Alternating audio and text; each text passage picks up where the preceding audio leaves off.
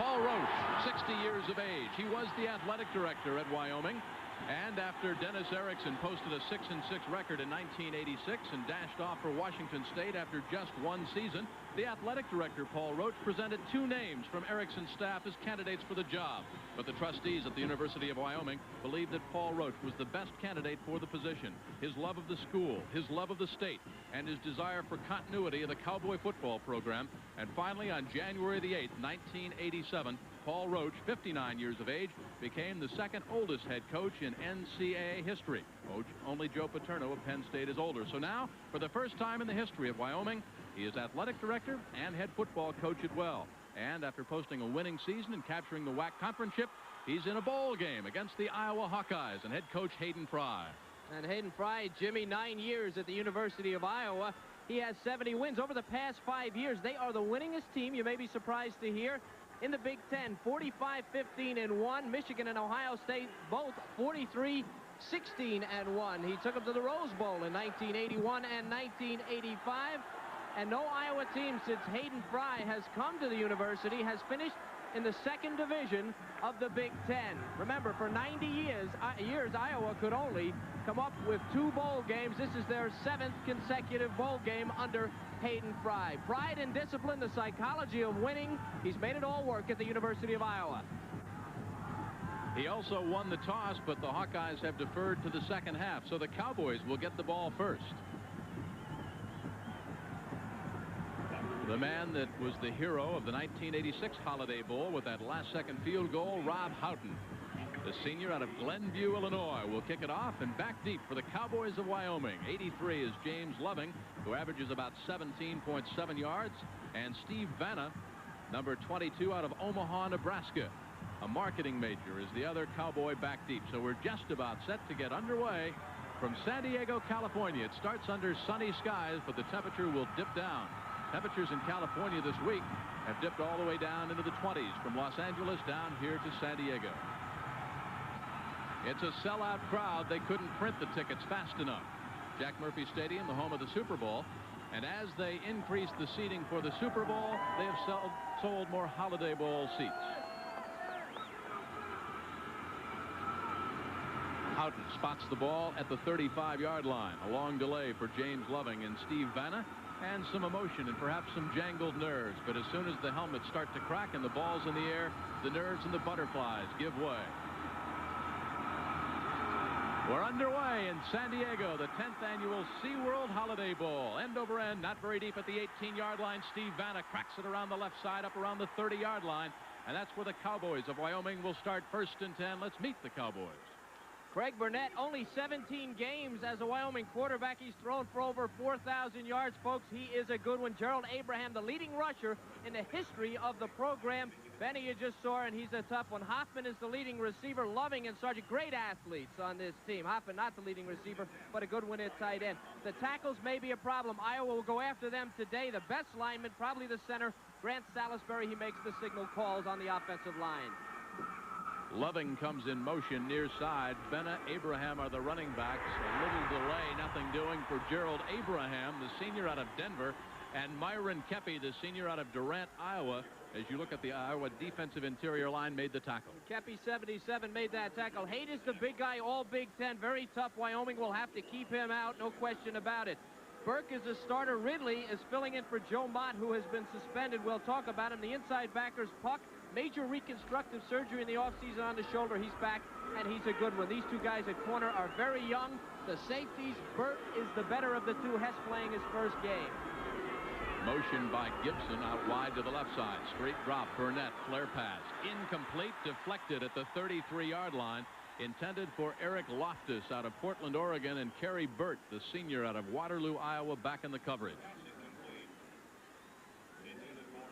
Two players on the Iowa defense, Jim. Joe Mott, the outside linebacker, a junior, and Dwight Sistrunk. Two starters were suspended by Hayden Fry prior to this game. He has not divulged the reason for the suspension, only to say that he has rules and he expects them to be followed. Both of those players are not here, and their backups have taken their spot. 3rd and 11. First down for Wyoming at the 45. Scott Joseph breaks it almost to midfield. the senior out of Oakland, California, transfer from Chabot Junior College. 5'10", 185 pounds, first down, a 17-yard pickup. Scott Joseph's going to run an intermediate route here. The key to this thing is Bert's going to miss the tackle. He's wide open. You see the strength of Burnett's arm. Now, not many people see Wyoming over the course of the year. That was Bert who couldn't get his hands on him. These receivers are very quick, and although they're small, they are strong. And Wyoming averages almost 500 yards a game, and it's no accident on offense. Hoffman and Kilpatrick, Kevin, double tight end. Abraham opens out to the right. Burnett flares it out. Incomplete. Misfires. Two Cowboys in the vicinity. Kilpatrick, the junior tight end, number 16 out of Sheridan, Wyoming, the intended receiver. The thing that Wyoming does early in the game, they'll use a lot of formations, and they'll make Iowa adjust. And when they find the plays that work, they'll go back to those plays continually. But early in the game, Coach Roach says they do throw away some plays. They waste some downs to see how Iowa will defense them, and that's what you'll see here in the first quarter. The Cowboys passing offense, very potent. 2nd and 10. The 3-step drop by Burnett. Lots of time. The middle's wide open. First down, Wyoming at the 27-yard line. James Loving on a curling pattern. The senior out of Chicago. Anthony Wright and Jay Hess back on the coverage. This is not a great pass. The key is the time. Here's Dave Haight. Center Salisbury doing a great job on him. When he turns, he finds another lineman there. Plenty of time for Burnett. Now, this is kind of a dying duck type of pass, but Loving standing there, able to make the catch right in front of the zone. Wyoming offense. Loving averages over 15 yards a catch. That one for 23 in the first down. Spotted at the 27 of the Hawkeyes. Cowboys on the move. There's a delay. Abraham tries to go behind Salisbury and Fidgey. Nothing doing as the Hawkeyes defense collapses. J.J. Puck, the first to arrive. The 6'3", 212-pound senior out of Cedar Rapids. Wyoming last year under Dennis Erickson had a great passing attack. The problem was they did not run the ball very well. They couldn't get short yardage. That has changed with Coach Roach this year. He put in a running attack. Abraham over 1,200 yards. You know they're able to run, but they still have a little bit of problem with power football down towards the end zone. On 2nd and 9, play action fake. A little loop, incomplete. Burnett misfired. Again, Kilpatrick, the intended receiver. A little timing problem between the tight end and the quarterback. Remember, Coach Roach told us also yesterday about Burnett. Sometimes he comes out and his timing is off. Wyoming sometimes is a slow starting team. They've come back 6 times to win this year from way behind. Scored 29 points in the third quarter to beat BYU 29-27. He does get better as the game goes on, but he has his problems early. Craig is 2 for 5, 43 yards, 2 big first downs, 3rd and 9. Key call early for the Cowboys. No one back. 5 receivers are out. Post drop at the goal line by Bill Hoffman out of Carson City, Nevada. Jay Hess on the coverage, but that was a catchable ball. Should have been 6. This is a pattern where they put everybody out, even the running back. Bottom of your screen is the running back. They're spreading the defense. Hoffman just inside. Simmy's the second receiver inside, number 84.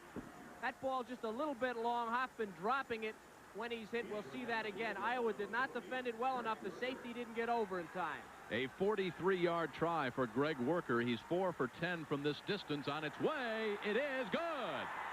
So the Cowboys take the opening kickoff. They use 3.5 on the clock, and they put 3 big points up on the board against the favored Hawkeyes. So the emotion of the Wyoming Cowboys as they strike first. Another look as Worker kicks it through from 43. Cowboys lead by a field goal. The event, the prestigious Black and White Ball. The place, the cultural heart of Northern California's wine country. And the wine served, why, Gribari, of course. Wines of tradition. In 1859, Isaac Cook created a Great American Champagne to launch the Great American Clipper ships. Today, people are still launching celebrations with Cook's Imperial American Champagne. A lot of Ford Taurus owners are making a comment that we think says a lot about Ford Taurus.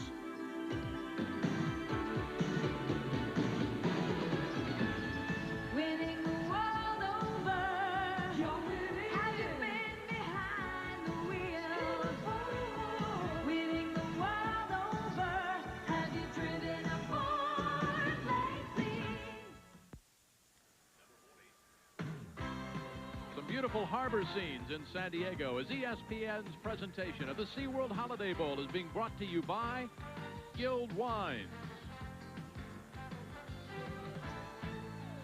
and by Ford and your local Ford dealer. Have you driven a Ford lately?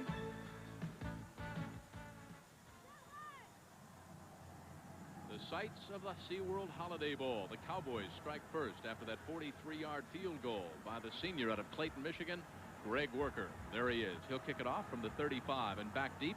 Quinn Early, number 1, the senior out of Great Neck, New York, and Tony Stewart, who averages almost 23 yards on the kickoff returns for the Hawkeyes. That's Quinn Early. End over end. Tony Stewart at the 11. Blockers to the 30. And dives to the 32. So the Hawkeyes of Iowa trailing 3-0, led out by Chuck Hartley. They didn't even know this guy would be a starter early in the year. He's all Big Ten, threw for 300 yards 5 times this year. He's a great one. He's got another year. Harmon, an all-purpose back. He's the receiver and a runner, over 600 yards on the ground. Very good. Marv Cook leads a contingent of 3 tight ends that are maybe the best in the nation. Quinn Early, big play receiver. The tackles, they move some people around, but they're studs. Big Ten people. Best lineman is the center, Bill Anderson. Good pass protector. Calls the signals on the offensive line. Early wide to the right. Watkins wide to the left out of the I-Pro set. The tailback, and nothing doing as the Cowboys converge. Harmon is stacked up. Let's meet the Cowboy defense. These guys are wild and crazy. Pat Raybold and Napton, the strength on that defensive line. They pay 4 down. These guys will move around all night. The defensive ends are a little bit small, but pretty good pass rushers. They don't play so well against the run. You can expect them to be tested. Galen Thaxton, the leading tackler in the history of the Wyoming program. We'll get to the secondary after this play.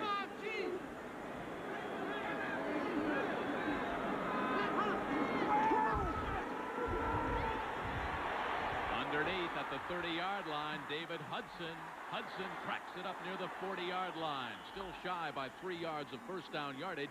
Mike Schenbeck, number 55, the junior out of Aurora, Colorado, on the stop. The secondary now for the Cowboys. And these guys will get tested all day. Reggie Berry and Steve McMillan. Berry is a cover guy, an excellent cover guy. You go to the safeties, old Slick Harris, who's maybe not such a great tackler. They say he's a little undependable. He's a free safety. That's why he's back there. Mike Hill, very tough, a linebacker type. And they'll switch up their coverages against that great Iowa passing attack all day. Penalty against the Iowa Hawkeyes. Let's check it out. On the offense, 10 yards from the previous spot. Still second down. So it is second down now and 23 yards to go instead of 3rd and 3 for the Hawkeyes. And Kevin, let's go back to what we talked about at the top of the telecast. The emotion certainly very definitely in the Cowboys' favor early. Wyoming wants to win this game very, very badly for the WAC conference and themselves, and Iowa does too, but maybe emotionally Wyoming a little more. Hudson, the only back. Hartley looks, almost intercepted at the 15-yard line. Number 89, or number 99, David Adine, the junior out of Cheyenne, had it in his hands, but was so surprised, Kevin, it got there so quickly he didn't have time to react. Well, Hartleaf goes all the way back, Jimmy, and he never steps up into the pocket. See him sitting deep? The Wyoming rush gets to him, and you're right there. That ball had a chance to be picked off by Adine. 3rd and 23. Raybold with a lot of pressure on Hartley. The senior quarterback out of Woodstock, Illinois, looks over that Cowboy defense. Over the middle, a curl in at the 39-yard line. Caught, but he's still 4 yards shy of first down yardage. Mike Flagg, the senior out of Cedar Falls, Iowa. Big defensive series early on. Cowboys score, lead 3-0. The defense, a little bit undersized, Kevin. They stuff Iowa, and that's a good motion. Yeah, it good helps momentum. them. They got a break, Jimmy. They got a break on that first completion, and then the penalty really helped them. Iowa can't get away with that in this game. Anthony Sargent back deep, lets it hit at the 25, and will be blown dead at the 24-yard line. Penalty flag. No, it's no flag. It might have been kicked by one of the Cowboys. I believe, Kevin, that one of the Wyoming players kicked the ball and it was covered. Well, the ball was kicked by a Wyoming player. It might have been after the whistle. We'll see what they spotted.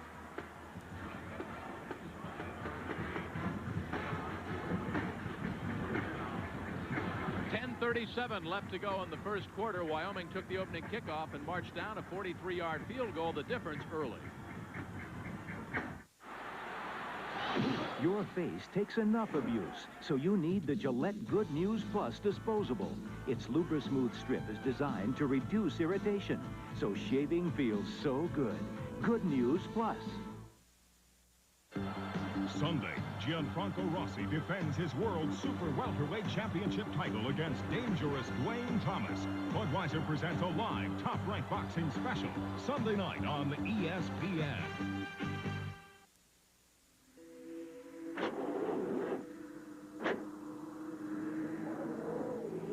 You may not have thought of buying a Sears Die Hard battery until you had a little time alone to think about it. The new year comes alive in January on the ESPN. You'll see top college basketball teams, including big Monday doubleheaders with the Big East and Big Ten, plus the Super Welterweight Championship, and a punching duel featuring Carl the Truth Williams. ESPN's January brings the Australian Open men's and women's finals, Golf Tournament of Champions, the Japan Bowl, World Cup skiing, and NHL excitement. Every day's outstanding in January, only on ESPN. New Year's Day, join ESPN for a special edition of College Football Game Day. Live reports from 5 major bowl games, plus team analysis and predictions. Friday morning on ESPN. Last punt, almost a disaster for Wyoming. Watch number 5 in the circle, Chuck Kimbrough, get blocked into the punt, and he'll kick it.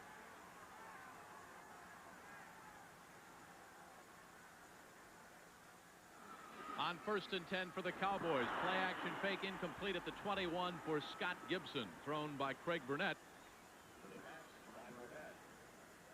Brings up 2nd down and 10. Clock is stopped with 10:33 left to go in a scoreless first quarter for the Iowa Hawkeyes. One possession, a big penalty, holding, and then the punt by the Hawkeyes.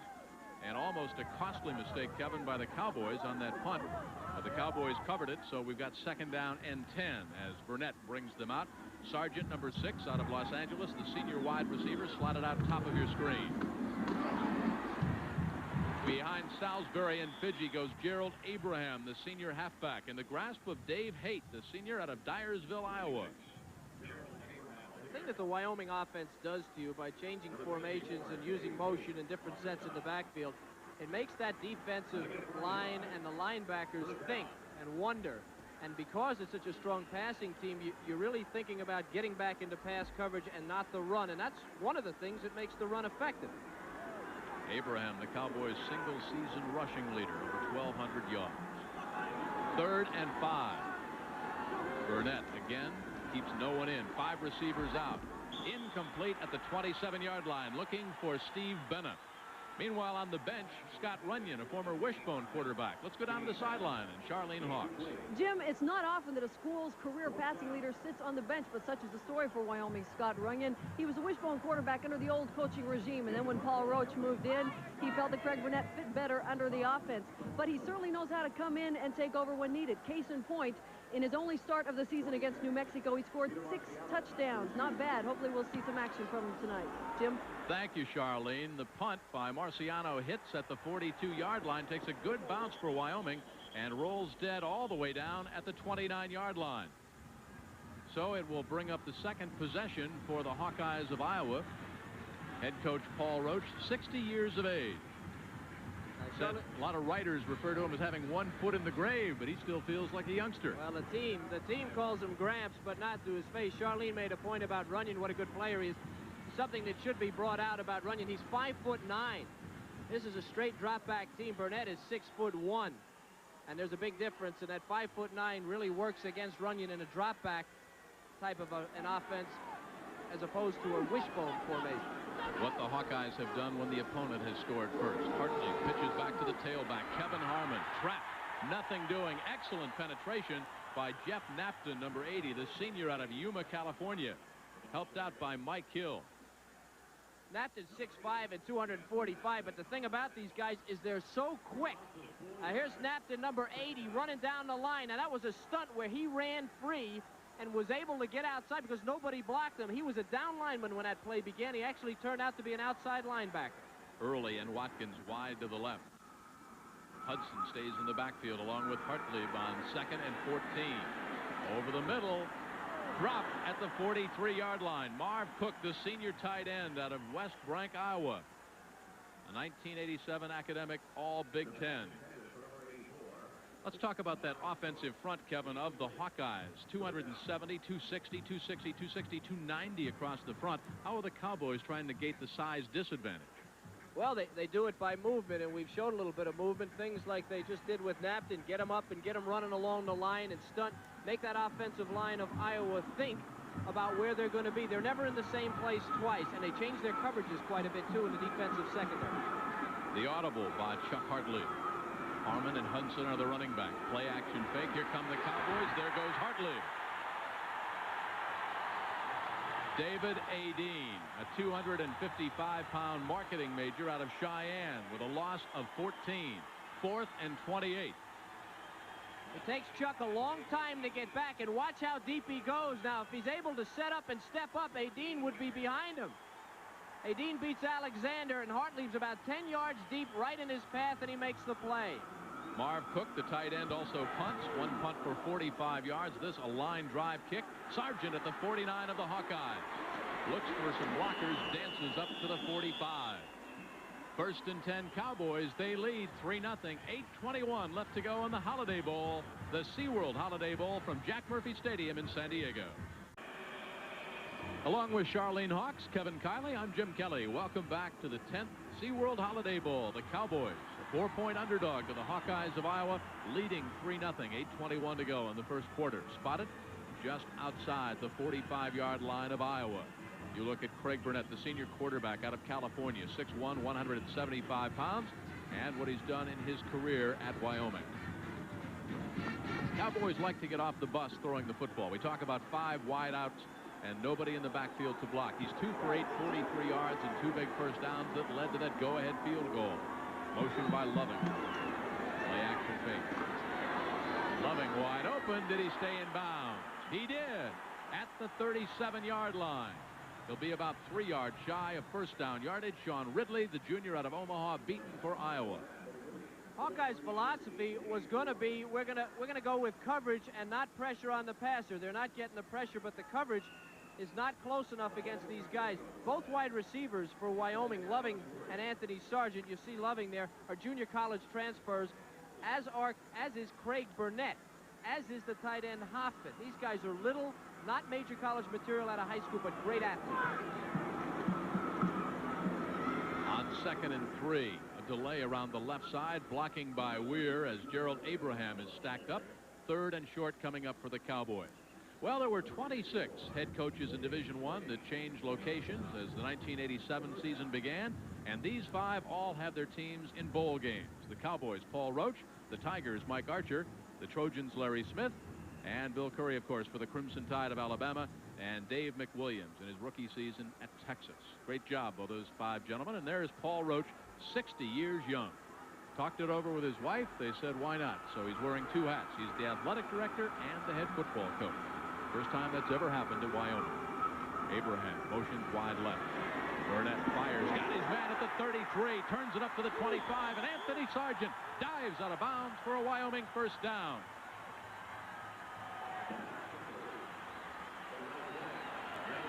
Well, they got the coverage they want. They got Ridley, the backup linebacker, who's starting with Mott out. Burnett, the accuracy here. Look at this. This is good coverage by Ridley. Sargent makes a nice catch. Ridley almost had his hand on that ball. Great pass by Burnett in execution. And he's heating up, maybe a little happy. He knows he hasn't been throwing well.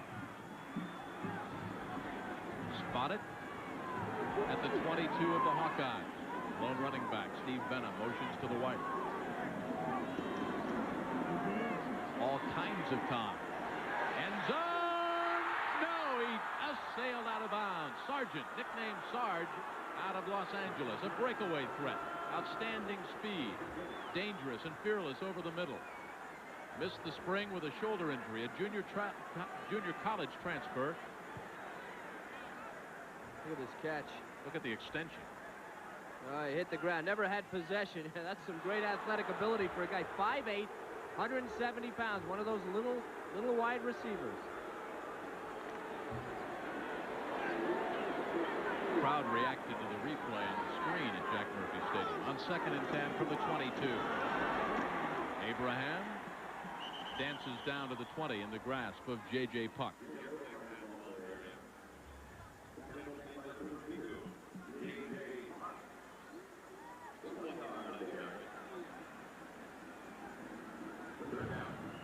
Third and 9 coming up now for the Cowboys. They're in field goal range. Worker already with a 43-yard kick. They're not going to win this game 3 points at a time, Jim. Not against Iowa. Iowa's a very fine football team right out. But they can peck away and keep the ball from the Hawkeyes. Batted down at the 3-yard line by Anthony Wright, the junior out of Dallas, Texas. He's only 5'10", 175 pounds, but he got up there and batted the ball away and saved 6. Hoffman, the intended receiver. You notice the last time they were down here, they went to the tight end, and again they go to the tight end. He dropped the first one. This one's thrown into coverage. Right, coming back, helping his own safety. Ball could have been intercepted. This will be a 37-yard try for Worker, who's already connected, the senior out of Clayton, Michigan, from 43 yards. Sean Wiggins puts it down on its way, and it is good. From 43 and 37 yards, the Cowboys have a 6-0 lead over the Iowa Hawkeyes.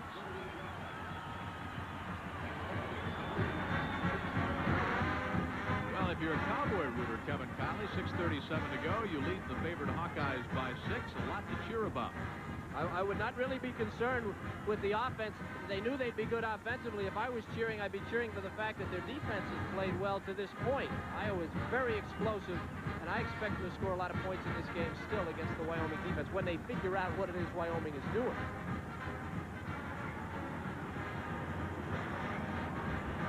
And of course, the head coach at Iowa, Hayden Fry, took over a program that had, well, they'd only been to 2 bowls in 90 years, as you see on that graphic. But since Hayden Fry took over back in '79, 7 straight bowl bids in the last 9 years. He is the winningest coach with 70 victories at Iowa University. You know, they had lost 19 straight seasons under 4 different coaches. He came in, Kevin, and discipline was really the rule. He began by having the fellows be required to go to class, tuck the shirt in. Some of the rules might have seemed silly at the time, but he said any discipline in the football program starts in the classroom and as a young man, and you have to have the individual pride before you can be a football player. That's the work ethic, Jim. It carries over right onto the football field. People who think they can let players run free most of the week and then come to practice and get anything accomplished, they can't do it.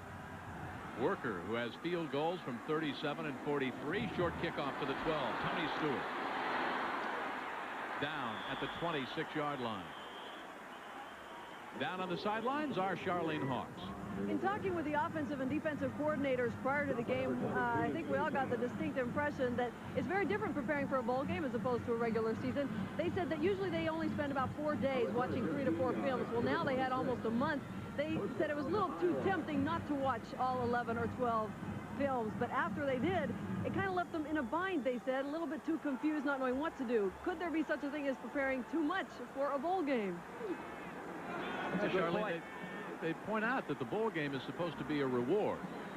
6:32 left to go. Hawkeyes trail by 6. Backpedaling. Hartley looks, unloads. Penalty flag is down, and so is number 20, David Hudson. Fights back maybe to the original line of scrimmage. Mike Schenbeck got there first for the Cowboys. Number 55, the junior out of Aurora, Colorado. I think that's a very good point that she made. After we get this holding, it's going to be holding on Iowa, another major penalty. That's not going to help. But what she says is right, especially against a team like Wyoming. They do so many things. Now, Hayden is his assistants usually look at a couple of films, and the Big Ten really doesn't have a team like Wyoming. And then they look at 11 or 12, and this team virtually changed every single week. Paul Roach has a pro history. He coached with John Madden and Red Miller at Denver, and he knows a lot of things, and this team is very versatile. A lot of seniors they've learned, and they're very complex. So look at all 11 or 12 teams. You don't know what they're going to do, and that could be a problem that Iowa's having here in the first quarter. Well, as you look at Paul Roach, of course, if you play in the Western Athletic Conference, you play to get into the Holiday Bowl. If you play in the Big Ten, you play for the Rose Bowl bid. Hayden Fry and the Hawkeyes mixed out. And he was a little worried about the motivational factor. Would his team be inspired enough? He admitted to us the other day at practice, we've not had good workouts. He said, I had to get on the boys a little bit. And flags again. Webster, number 73, might have jumped off sides for Iowa. I got to believe it seemed like Iowa. They get hit in the nose a few times by the Wyoming team, and contact will definitely motivate you if you're a football player, and getting behind will motivate you. So they may come out if they do a little flat, if that's the case, but they'll get going. Ball, full start on the offense, still first down. So successive 5-yard penalties. And that's 3 penalties early on. Look at that. The Cowboys have been perfect in the penalty department. Hayden Fry getting on the troops a little bit now. Inside of 6 minutes when the ball is snapped, 6-0. Wyoming on top. Well, Iowa's only had 63 penalties for 519 yards. That's less than 45 yards a game, and that's pretty good for a team. So this is really not the way they usually operate. To the tailback. Kevin Harmon breaks it at the 20-yard line. Stiff arms to the 27 to the 28. And hammered out of bounds by Darrell Slick Harris. Harris came to the Pokes as a wishbone quarterback. Now he's a sophomore free safety. A pickup of 17. Wyoming, watch the line from Wyoming. They're going all over the place, stunting. They're all slanting. Actually, that's a slant to the right. And Harmon comes back to the left.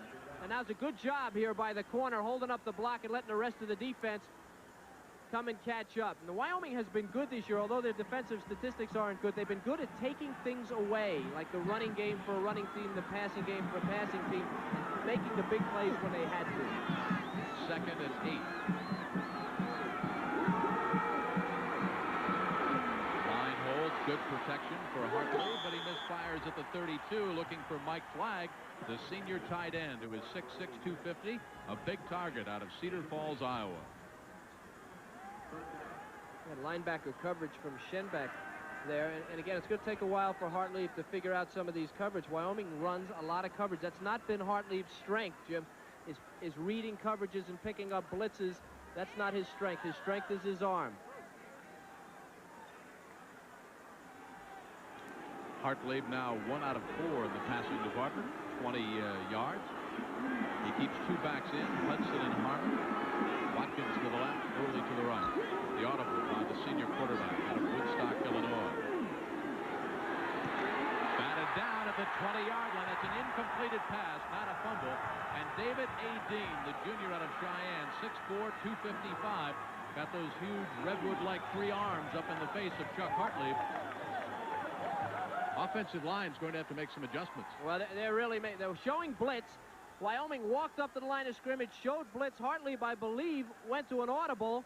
And then when he came out, there was nothing there. Wyoming covering the wideouts. That's where he wanted to go, and he couldn't get the ball off. Marv Cook having a busier night as a punter than he is as a tight end. Fair catch called for at the 37-yard line by Anthony Sargent. And again, good field position for the Cowboys of Wyoming. 5:18 to go. They lead 6-0 after that 44-yard kick. And as you look at that spectacular shot high over San Diego's Jack Murphy Stadium, the airship, the Goodyear Blimp, Columbia, based in Carson, California. The pilot is John Creighton. The home base is Hermosa Beach, California. There's our score. We've got 5:18 to go in the first quarter.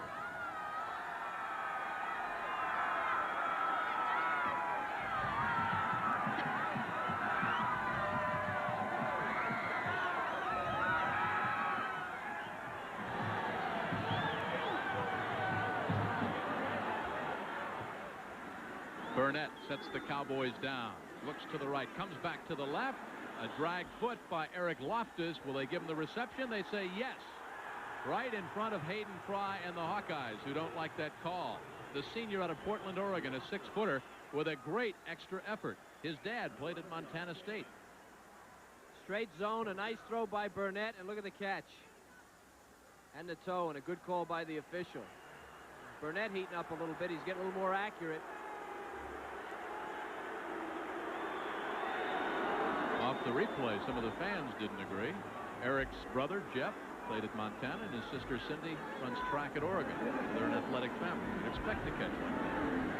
Motion by Abraham on 1st and 10. Offensive front for the Cowboys holds. Pass is completed at the 47-yard line to Sargent, and J.J. Puck on the cover.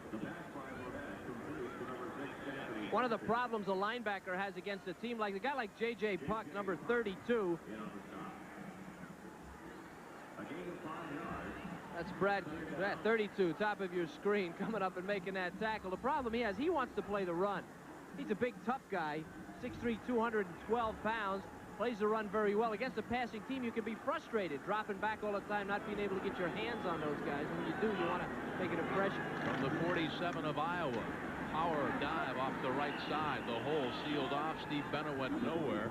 The sophomore out of Omaha, Nebraska, the architect major, and Brad Quash, the sophomore out of Des Plaines, Illinois, made the hit.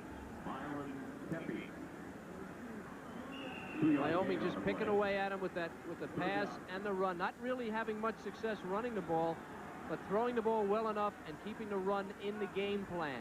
And time of possession, very important in the first quarter. Cowboys have very effectively kept the ball away from Iowa. Spotted at the 45 on 3rd and 3. Abraham sprints out wide to the left, top of your screen now. First down for the Cowboys and more.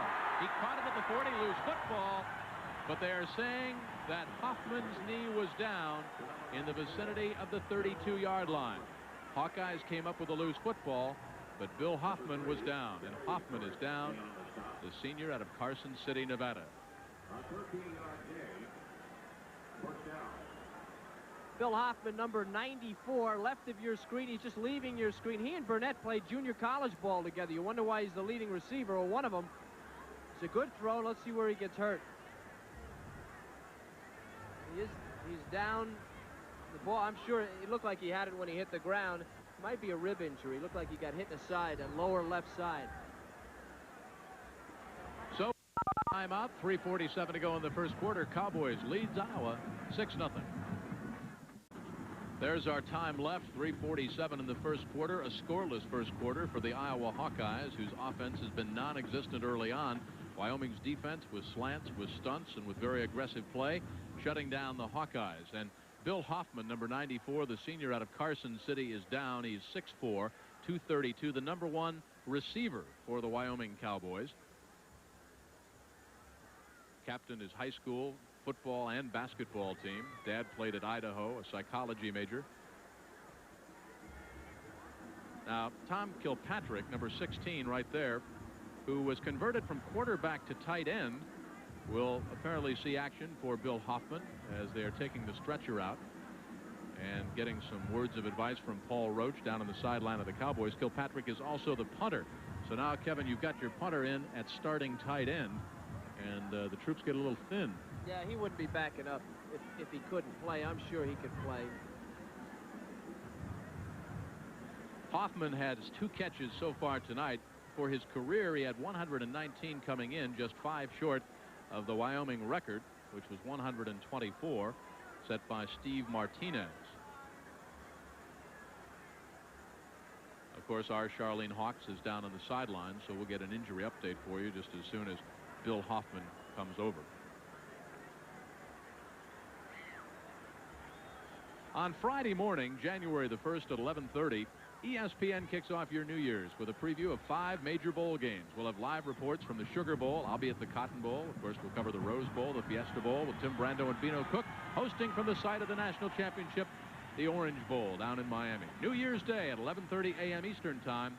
Game day, ESPN style. Join us for live reports from all New Year's Day bowl games. That'll be exciting. You can sit home and pop some popcorn and sit back and watch us all work. I can watch you for once. Let's take a look at Bill Hoffman now. Watch number 94 on the left side of your screen right there. All right, he's fine here, Jim, and then he gets to run, and I think watch him exposed. See the helmet right in the hip, pelvis area, or the lower rib. And that appears to be where the injury occurred. What the injury is, we don't know. 1st and 10 Wyoming at the 32 of Iowa. Motion by Gerald Abraham wide to the left. Backpedaling. Greg Burnett looks, fires, got his man at the 13-yard line. Tom Kilpatrick, how about that? Comes in cold off the bench, makes a key catch for a big first down.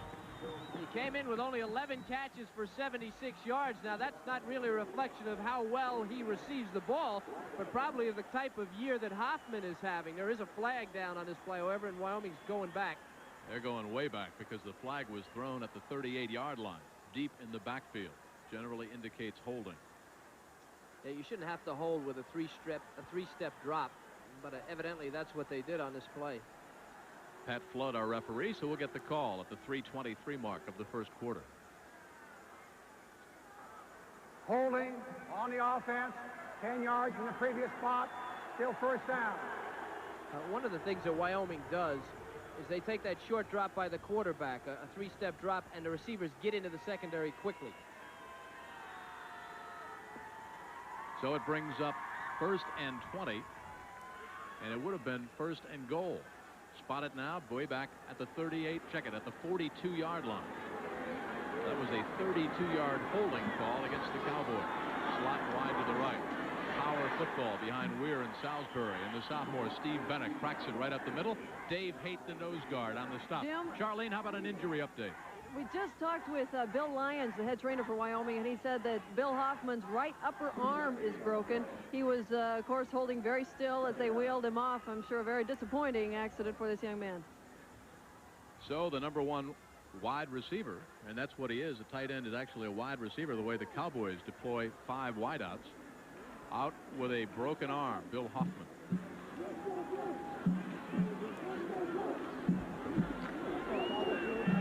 Iowa drives tonight, 3 possessions, 3 punts. And the Cowboys with this 6-0 lead. 2:28 to go, and Wyoming wants a timeout.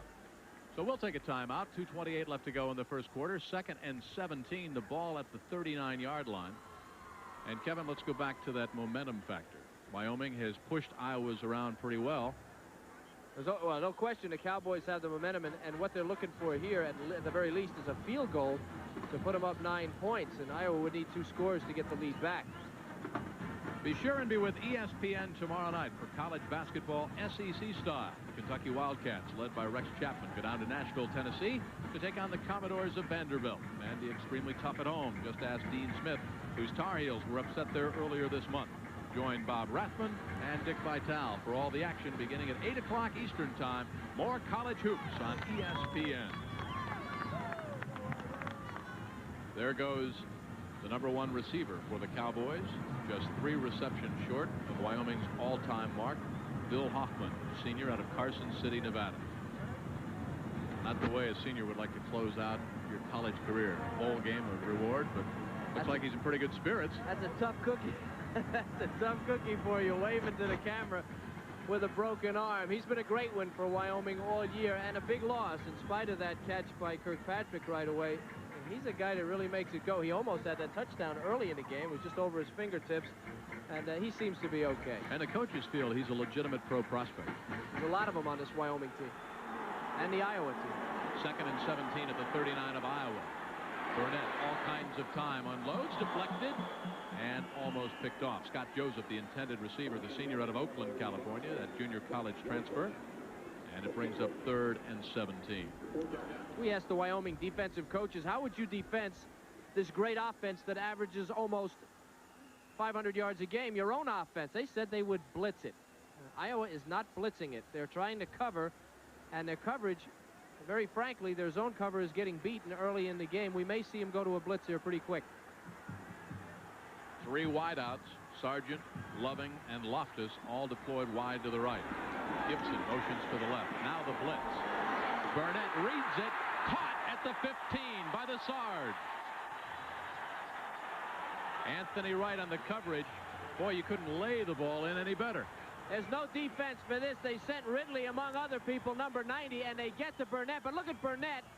And look at the way these guys work together. Both these kids are junior college players. They've only been there for a year or two. Look at that catch and throw and execution by the Cowboys. And that's coaching, and that's drilling over and over again. Sargent, JC player from California. Great touch by Burnett because Kepi had the arms up, and he just got it over the outstretched arm. And nice touch. Threw it into the middle of his own, too. From the 15, 1st and 10 Cowboys. They lead 6-0. Play action fake. Freezes the linebackers. Burnett goes for 6. Touchdown, Wyoming. James Loving.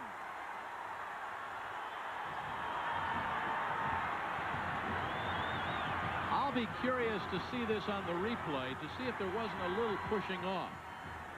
Well, Hank, I agree with you, Jim. Hanks, there was something going on over there with Loving and Hanks, and there was no flag at all. That ball was thrown. When Burnett threw that ball, Loving was covered.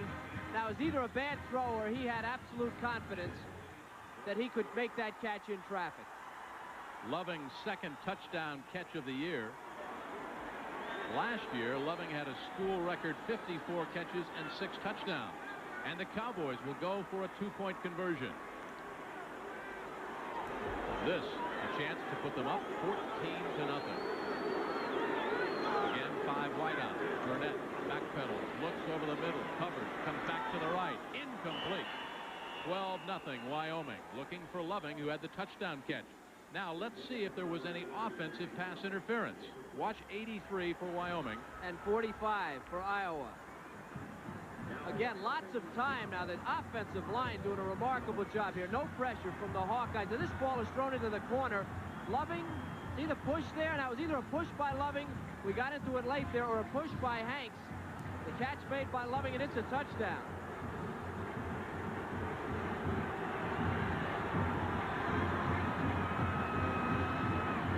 That's number 21 for Craig Burnett on the season, and the second, as we said, for James Loving, number 83. 5'9", 180 pounds, out of Chicago, Illinois. Loving, 3 catches, 46 yards, 1 touchdown on the night. And the Cowboys of Wyoming, a 4-point underdog to the Big Ten Hawkeyes of Iowa. But Wyoming leads 12-0 with 1:48 left in the first quarter. Surprised? Yes, you know what I'm surprised at? I'm not surprised that they're scoring. I'm surprised that Iowa is not getting pressure.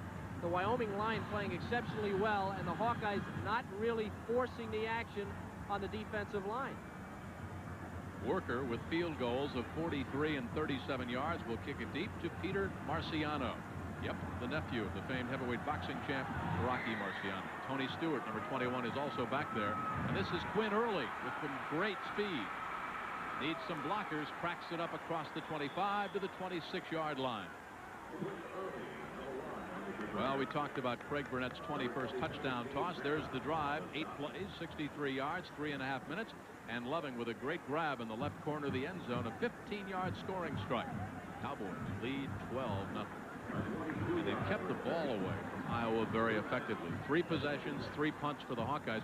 And I think what happens sometimes, Kevin, when the little guy starts beating up on the big guy gets a little frustrated. And he starts making mistakes. And we've seen the Hawkeyes make some penalties. Or he gets mad. And gets rough and tough and gets angry quickly. Off left tackle, Alexander and Schmidt blocking for David Hudson up near the 31-yard line. Galen Thaxton, senior middle linebacker, 6'1", 230 out of Denver, Colorado. Stopping that man, David Hudson. Well, if I'm Iowa, I'm going right at them now. They rush for 141 plus a game, and they pass for almost 300 yards a game.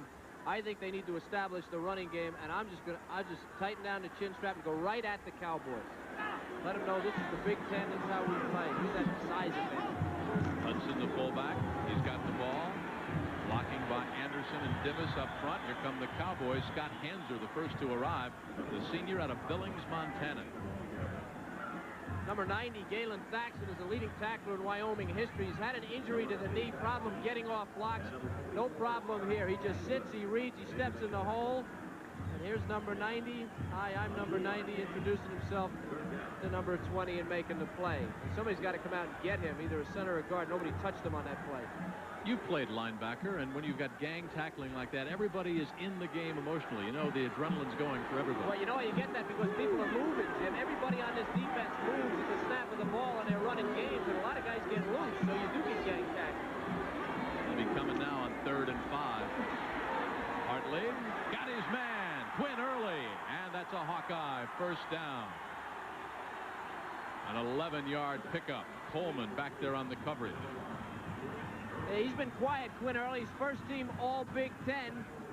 61 catches for over 900 yards. It's man coverage. They come with the blitz. Wyoming does. Hartley does a great job. So does Early. Breaking it off early, I guess. Right, because it's a blitz. Hartley hit him with a good pass. That's probably the best offensive play Iowa has run since very early in the game. Early only needs 4 catches to become the Hawkeyes' single-season all-time pass catcher. From the 44. Center snapped the ball there, Jim. The rest of the line, the center missed the count. but no flag. Time expiring in first quarter, and it's been all Wyoming. Didn't read the papers. They lead 12-0 on 1 touchdown and 2 field goals. Quarter number 1. First snap coming up to start the second stanza. Spotted at the 39-yard line. Iowa's Chuck Hartley looks over the Cowboys defense. Lone running back is David Hudson. Hartley goes deep, goes for 6. He's got Quinn early, and it's batted down at the 13-yard line. Reggie Berry made up some big ground. Early, had the ball been thrown on the money, would have had 6. That ball is thrown 15 yards short. Hartley, not known for moving around, gets outside. Now, Early, when he comes into your picture, see how wide open he is? And this ball is way short. Hard to tell from this angle. But Berry almost gets the interception. Early should have caught that ball going over the goal line. That's how short it was, about 15 yards. You know what he did? He waited for the ball to come down instead of coming back to the ball. Well, it's kind of hard. You know, that ball looked like a floater, Jim, and the wind at that end of the stadium is sometimes pretty tricky. Looked like one of my passes to you. 3rd and 15. Hartley will not be able to run for the 15 yards and is hammered down at the 47-yard line. Chuck Kimbrough on the stop. A little early for Hayden Fry to gamble, so 4 possessions for the Hawkeyes and 4 punts. Now, he was very honest. He said, hey, guys, there's a huge emotional advantage for the Cowboys of Wyoming coming to this game. Can't underestimate Iowa, though. He said, we have great individual leaders, so he's not going to hit the panic button. Number 6, Anthony Sargent. Marv Cook hangs it high. Anthony Sargent, fair catches, and almost lost the ball at the 20-yard line. Hung up there in the wind. The storyline, San Diego, the Holiday Bowl from Jack Murphy Stadium. It's been all Wyoming in the early going. 14-11 left to go. Total yards, look at that. The Cowboys 144 yards and Iowa just 36. Worker with those 2 field goals. Iowa just 2.3 yards, and Hartley 2 for 7 for 31 yards. You don't expect that from your senior quarterback, but then you've got to give a lot of credit to the Cowboys defense and that man who got them ready. Yeah, adjustments that Iowa has to make. The offensive line for Wyoming is definitely the MVP right now. Doing a great job. Burnett fires at the 25, dancing up to the 27 goes the man they call Snap, Scott Gibson, the freshman out of St. Louis. Right on the cover. I've talked about this offensive line a couple of times for the Cowboys. You've got Kapusian and Ware and Salisbury, Fiji and Slay. They gave up 19 sacks in the spring game against their own defense. Coach Roach came off the field, was very, very worried. And here they are, 13 games later, playing pretty well.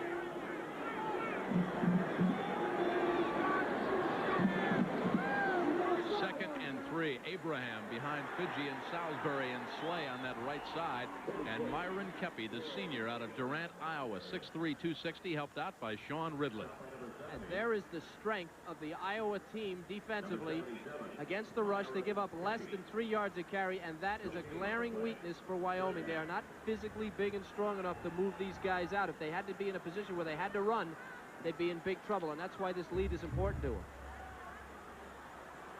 Iowa rushing the football, 3 losses, averaging just 22 yards a game when they're over 150 yards. You saw their record. On 3rd and 3. Penalty flag is down. This one should come back. Sarge with yet another catch. Anthony Sargent, the senior, number 6 out of Los Angeles, but a flag in the backfield of the Cowpokes. Pressure by Myron Kepi, number 77. He's playing very well defensively for Iowa.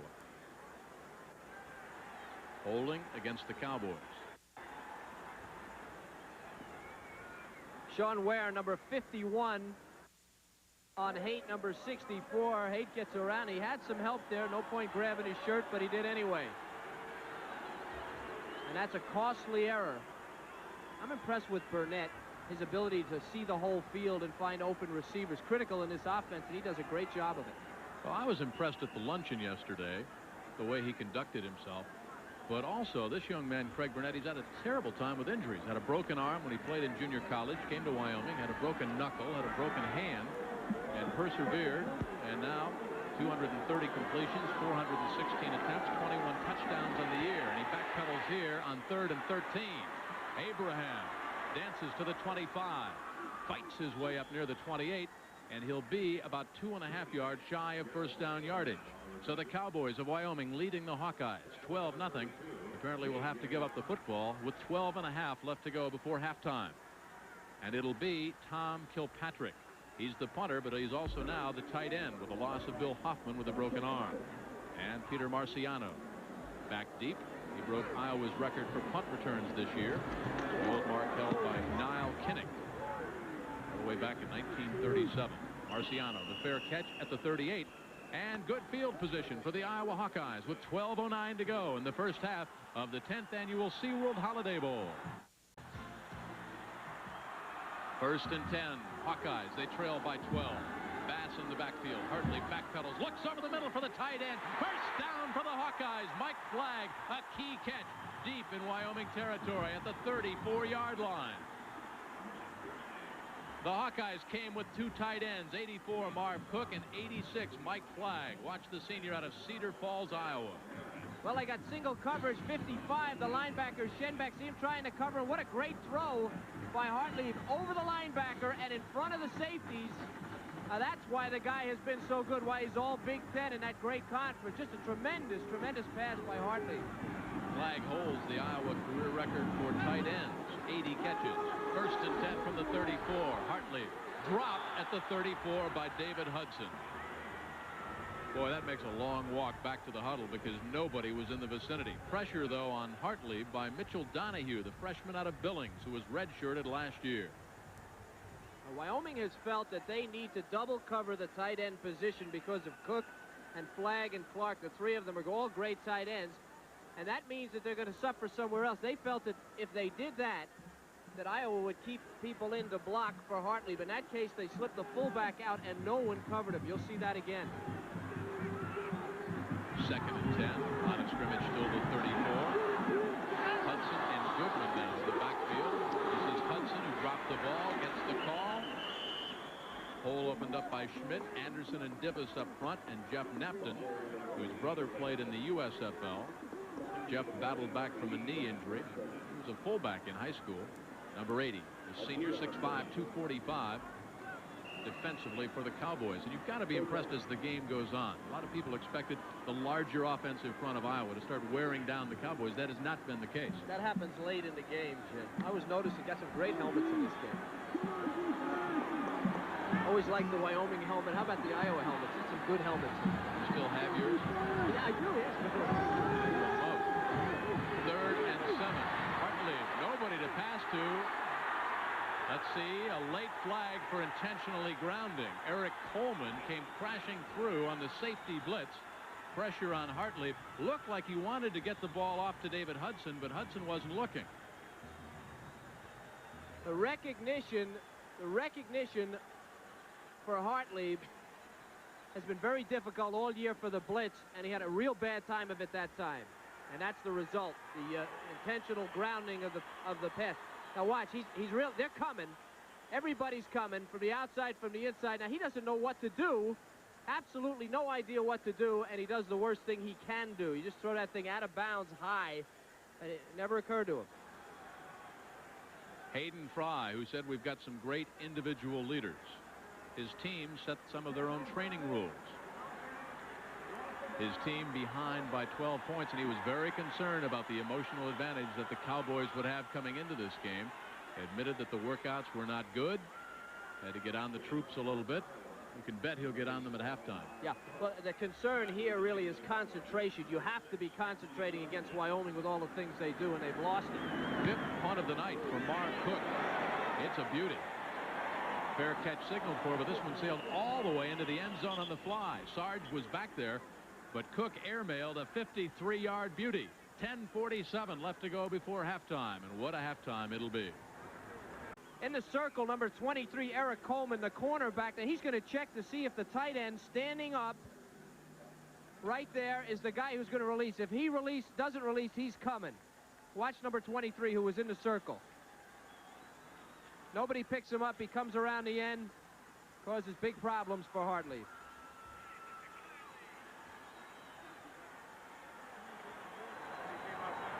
From the 20-yard line. Good penetration. Sean Ridley sacked Burnett. Ridley, the junior out of Omaha, 25 tackles, 6 sacks on the season. Physical advantage, Jim, for Iowa, we talked about it just a second ago, will really not show itself until late in this game. You know, playing at Laramie in the high altitude, generally Wyoming has a big advantage in the second half because of the altitude, and players get exhausted playing in Laramie. Here it's a little different. You're at sea level, and Iowa has that physical advantage, which should show up late in the game. Burnett looks at 2nd and 17. Gerald Abraham motions top of your screen. 3-step drop, the fire completed at the 20-yard line. Little turn-in pattern, and that is Gordy Wood, number 95, the freshman tight end. Charlene Hawks, the Cowboys, as you know, are slow starters, but not tonight. A very impressive and unexpected start for Wyoming. I think they're a little bit surprised themselves, but they are notorious for having slow starts. But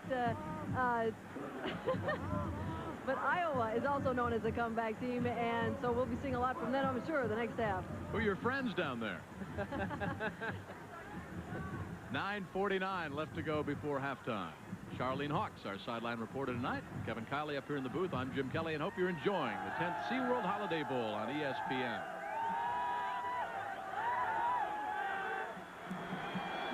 Third and 10. Spotted back at the original line of scrimmage, the 20. Burnett misfires. The receiver went underneath, and the ball was thrown on the outside, and great pressure by number 5, Mike Burke, the senior out of Davenport, Iowa. 6'5", 225, the business major, a career-high 9 tackles against Minnesota this year.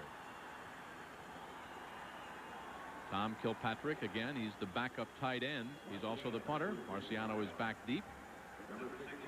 Averages about 3.5, 4 yards on punt returns. Would like to get it into Wyoming territory and set up the offense here in good field position. Here come the Hawkeyes, and they block it. This will be 6. Jay Hess started his career as a quarterback.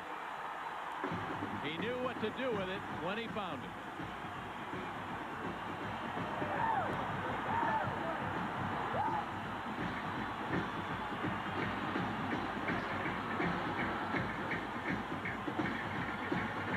Keep your eye on number 48, Tyrone Berry, the senior out of Mount Vernon, New York. 6'2", 228. I believe it was Berry, Kevin, that came crashing through to block it. We'll get the extra point. And the jubilation over on the Hawkeye sideline. Rob Hutland out of the hold of Chuck Hartley, the quarterback. And it's a 5-point Wyoming advantage as that punt by Kilpatrick was blocked. See, it was number 48 for the Hawkeyes. Well, this was a tight punt formation. Where they come from is right in this area. Wyoming in a tight punt formation, nobody wide, trying to protect their punter. They don't get it done.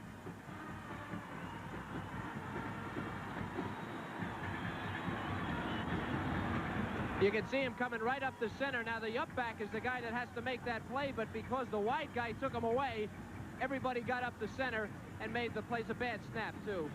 He drops the ball on the ground. That may have been the difference right there. Good bounce for Iowa, and they're in, and that's a big, big play for the Hawkeyes, but they're a big play team too. We talked about it. Lots of leaders. They know what they have to do. Well, there's the former quarterback, Jay Hess. Carried it in after that block punt, 9:26. They're replaying it here, and some of the Iowa fans as the big Iowa banner, the black and yellow, goes around Jack Murphy Stadium. Interesting what Hayden Fry did when he took over the program in Iowa. Again, we go back to the fact that they had 19 straight losing seasons under 4 coaches. He liked the black and yellow. He called up the Pittsburgh Steelers, who were in the midst of winning their 4 Super Bowls then, and said, tell me about your uniforms. Tell me about the width on the uniforms of the yellow stripe. The trainer said, I'll do better than that. So he sent Hayden Fry Terry Bradshaw's jersey. And the Iowa Hawkeyes molded those jerseys right after the Pittsburgh Steelers. Everything but the helmet. We'll talk about that helmet later. As I said, 2 great helmets. Loving, 83, is back deep along with Steve Vanna, number 22 for the Cowpokes. So from an emotional standpoint now, after being dominated early in the football game, interesting to see if this will fire up the Hawkeye defense a little bit. They're only 1 play out now taking the lead. The psychology of when you're playing on the field, I know when I was playing defense, if you got 6 or 7 points down, you really weren't worried. You always felt like, I can make a play and I can get back, I can win the game. But when you got 2 scores down, like Iowa was here just a few moments ago, it started to wear on you a little. So that's a big touchdown. It puts them within a play of the lead, and it really changes your psychology, your feeling about the game.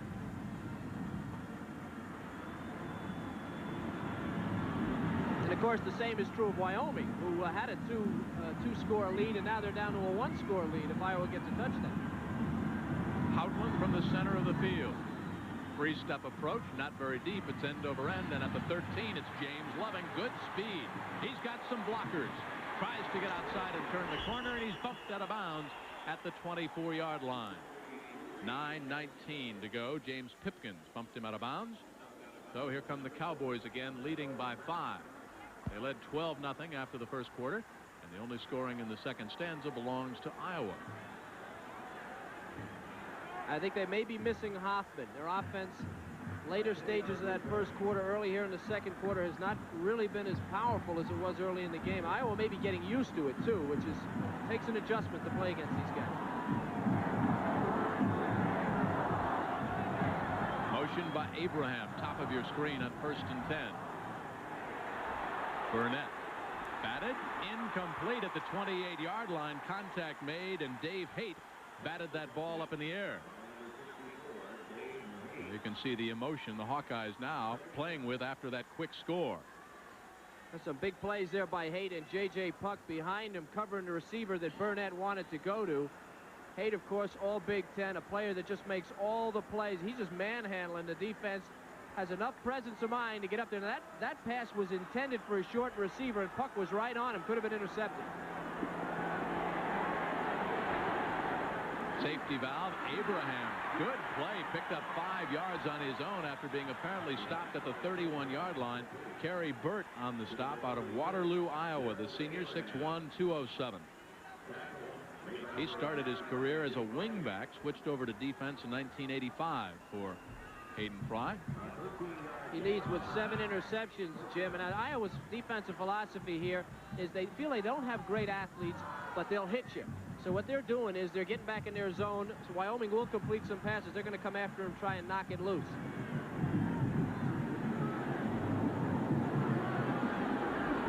Burnett, play action fake, unloads, got his man at the 39-yard line. Up to the 45 and across the 45, approaching midfield, goes Gordy Wood, number 95. Again, Wood, 95, is in there because of the injury to Bill Hoffman. Play action pass, number 32. Puck right here, I believe, or here. I really can't tell. I should have a bigger circle. Let me try that again. Or binoculars. Right there. Watch the play action on this play. He gets held by the play action, and then they go outside to Abraham. Had the wrong guy, 32. I'm sorry. He's the guy chasing him down. Right there. Play action held number 32, and they go wide. From the 49, Burnett all kinds of time, and it's deflected again. Dave Haight, the nose guard, number 64, out of Dyersville, Iowa. Again came crashing through. Haight, if his name is familiar, his brother Mike, of course, Hawkeye fans know, played at Iowa and was a first-round pick of the New York Jets back in 1986.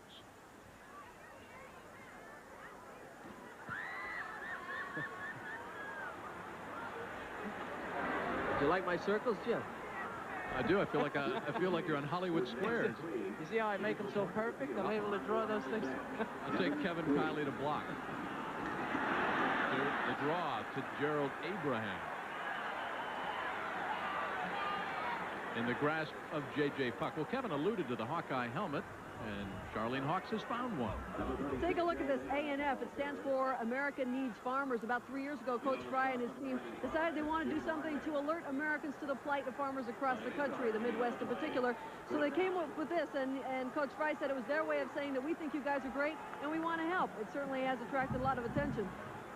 Great hawk on there, too. What happened to the Hawkeye that was under the helmet? Yeah, it's a great hawk. That's another story about they needed a meaner, better-looking hawk, and they got one. And as you can see, 7 straight bowl games have worked good. Hayden said it's the Tiger Hawk. Tiger. One of the meanest one he could find. 3rd and 2. Not this way. Breaks it. Great individual effort by Steve Benna. The Hawkeyes had him stopped. Benna just kind of delayed at the 45-yard line and watched a couple of those Tiger helmets go by him. He averages 5.3 yards a carry. Now, they say he's not quick, but he's fast, and he's running sideways, and it makes a difference. He was able to get outside, but a very tough runner, and when you average 5.3, that's why Guy got away from the University of Nebraska, living right in Omaha, out there with the Cowboys. All-state MVP at Ralston High School in Omaha. From the 35. A quick slant in at the 24-yard line is complete. And the collision made as Anthony Sargent. Boy, you talk about concentration. The coach has said he is fearless over the middle. We've seen about 3 great catches by the Sarge. And a great throw there, too. You're right, Jim, but a great throw by Burnett. The strength of the arm is really what made that play. Sargent wasn't open, but Burnett drilled it right in there, and then he got drilled. Speaking of Burnett, we'll have Larry Burnett at halftime. Oh, no relation?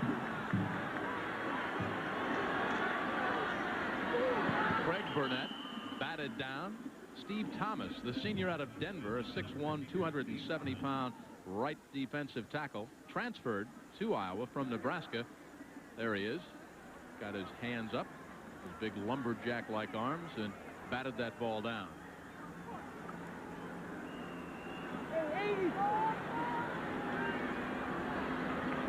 Cowboys looking at 2nd and 10 from the 24-yard line. Their 12-point lead sliced to just 5. Loving and Joseph. Wideouts left and right. The drop. Incomplete left corner of the end zone for James Loving. He's got 1 touchdown catch in the night, but Merton Hanks with him stride for stride, the sophomore out of Dallas. And I guess when you talk about stride for stride, you can mention that Mr. Hanks excels in the 110 high hurdles. Great speed. A little lanky. How is someone a little lanky? 6'2", 170. That's lanky. Did you ever play corner? Yeah. I was 6'2", 149 when I played corner. You were a lot lanky. Yeah, I was pretty lanky. 3rd and 10 from the 24. Motion goes Gibson.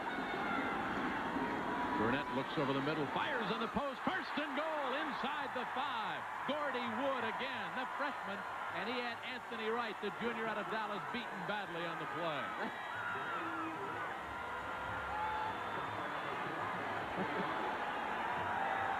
All right, the key to this thing is Burnett makes the quick decision right over the defense.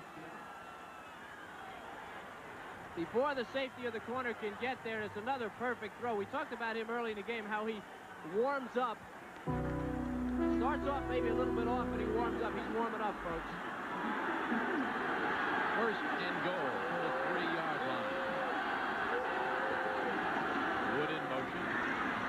And so is Gerald Abraham. Cowboys get 6 more.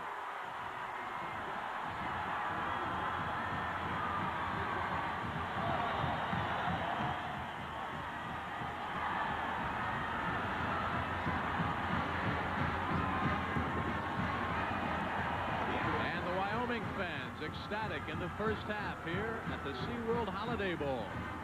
18-7 and a chance to make it 19 for Greg Worker. He's been perfect from field goals of 37 and 43 yards. The extra point, the hold by Sean Wiggins, is perfect. Watch the Denver Prep High School Player of the Year out of East High School in Denver, Gerald Abraham. The Wyoming line does a nice job piling it up. Abraham, 6 foot, just 198 pounds, running tough, getting in there.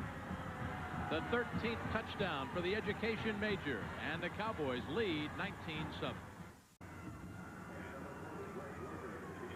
6:03 left to go before halftime. Cowboys lead now 19-7 over the Hawkeyes of Iowa. Tony Stewart, number 21, is back deep along with Quinn Early, number 1. And the Hawkeyes would like to put a scoring drive together. They need 7. One of the up-backs at the 18-yard line, that's Grant Goodman, number 30. He's across the 30, sliced down at the 31-yard line. Let's take a look again at the touchdown that put the Cowboys up by 8 points. I alluded to this about last year. They had a problem from short yardage. No problem. They triple team Haight. Haight is just buried, and then Abraham pushing and hanging in there and driving over the goal line. That's a pretty good play by Abraham. Get that telestrator out so I can subtract. I said 8 points. It's 12 points. You look at the scoring drive. 11 plays, and there's an outstanding high school prep player out of East High School.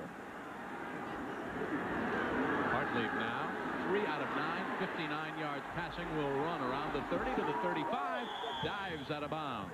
Chased out by Mitchell Donahue, the freshman out of Billings, who has 6 quarterback sacks and 44 tackles on the season. Here's what you're looking at here from Wyoming, why they're so tough. See him stunt, come behind, and then break free and force Hartlieb out. Very tough for offensive linemen to be able to pick those guys up, and this team does it as well as any team in the country. That was Pat Raybold, the guy who went inside from the end position, coming up the middle, causing problems for Hartlieb. They've done it all night. Paul Roach was talking about Raybold and Napton in practice the other day. Really the guts of that defense. Yeah, well, they're very mobile tackles. You can't do it unless the guy's mobile. Hartlieb on 2nd and 8. Fires, got his man, Quinn Early, first down and more as he approaches midfield. Reggie Berry chased him out of bounds.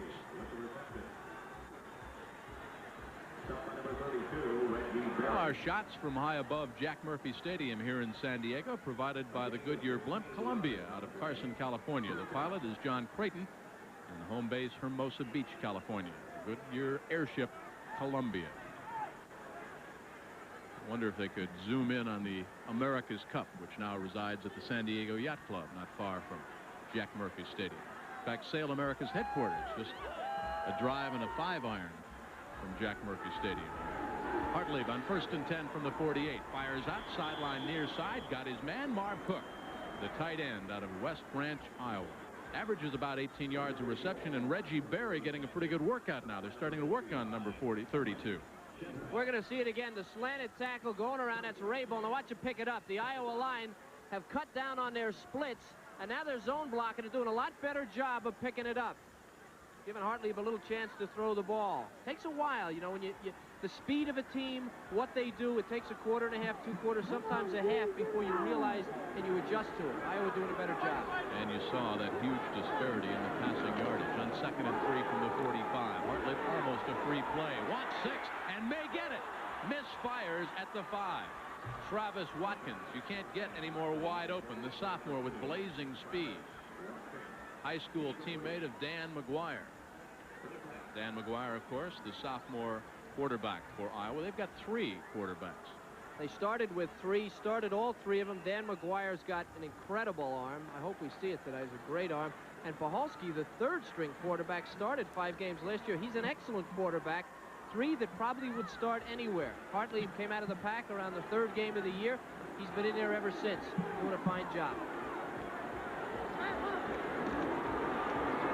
Fake to the first man through, and Kevin Harmon, who's been almost non-existent here in the 2nd quarter. The senior out of Laurelton, New York, gets a carry, and Pat Raybold, the junior out of Glencoe, Illinois, on the stop. Raybold, whose dad, Mike, played 4 years at Indiana. Raybold able to get off the block. He loses ground, but this is the 2nd man through. Took a while for Harmon to get to the line, so Raybold was able to come back and make the play.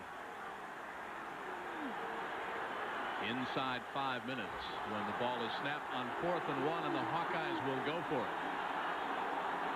Full house backfield. Hudson, Bass, and Harmon. Penalty flag.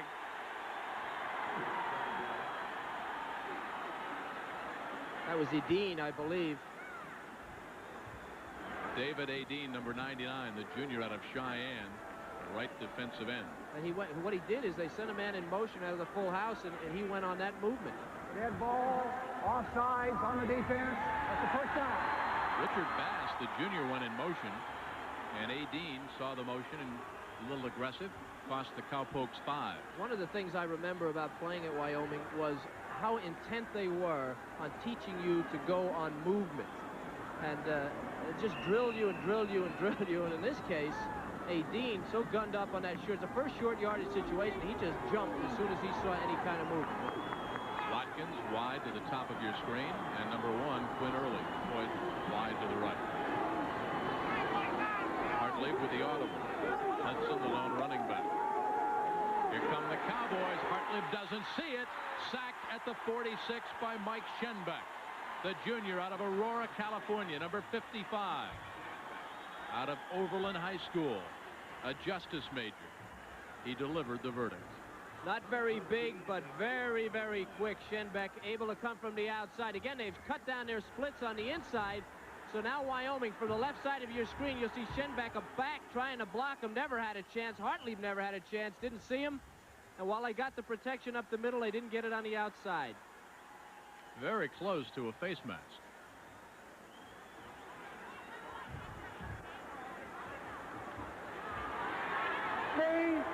Downfield on the defense. 10 yards in the previous spot. And a first down. Let's see if they missed the face mask now. No, I think he put, well, maybe there. You see right there. Late, it looked like it might have been a face mask. Early on, it wasn't.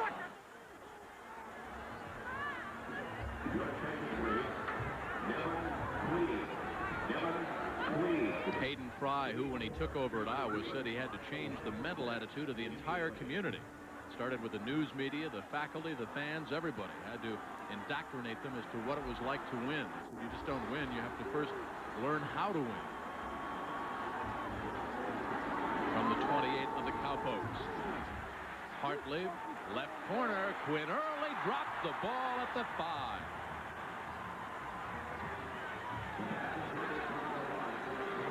Eric Coleman was back there on the coverage, a sprinter on the Wyoming track team. He needed to sprint here, Kevin, to catch up. Well, Coleman, the best athlete, doesn't have a chance here against Early. Early's beating him to death, but Early's thinking about his feet and not about catching the ball. See him start to drag his feet 5 yards before the end line. He's thinking about those feet, draws a blank about the ball. At the 4-minute mark of the first half, 19-7, Cowboys lead by 12.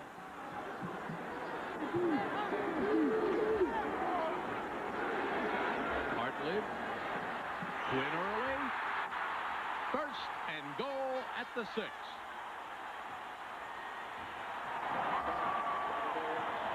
Penalty flag is down at the 33-yard line, and this one is coming back. 5 yards. Boy, what a throw that was. What a critical call. Yeah, what a great throw, too, by Hartley.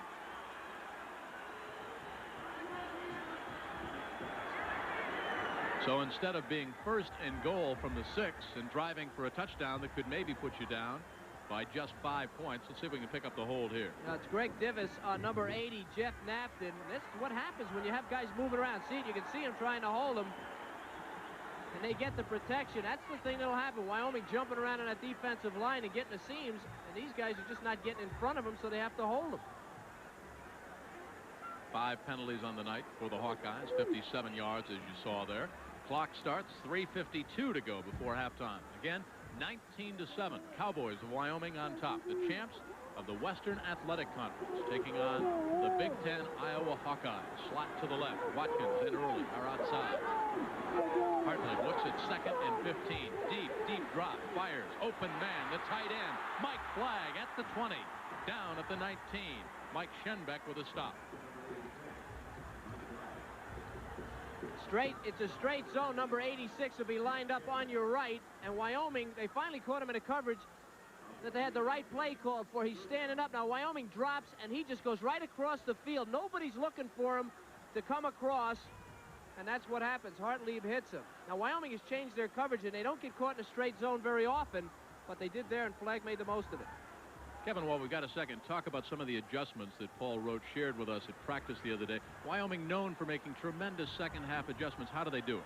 Well, what they do, they go in with a package of X number of plays, maybe 15 or 20 plays, and then when they go into the locker room at halftime, he asks his players, what has been working for you? What should we use? The plays are on the blackboard. The original concept of the game is on the blackboard. They eliminate plays, get down to 6, 8 plays. They come out in the second half, and they run those plays because they've been successful, and you know that they've come back all year doing it. 2:55 to go before halftime. Cowboys leading the Hawkeyes at the Holiday Bowl here in San Diego by 12.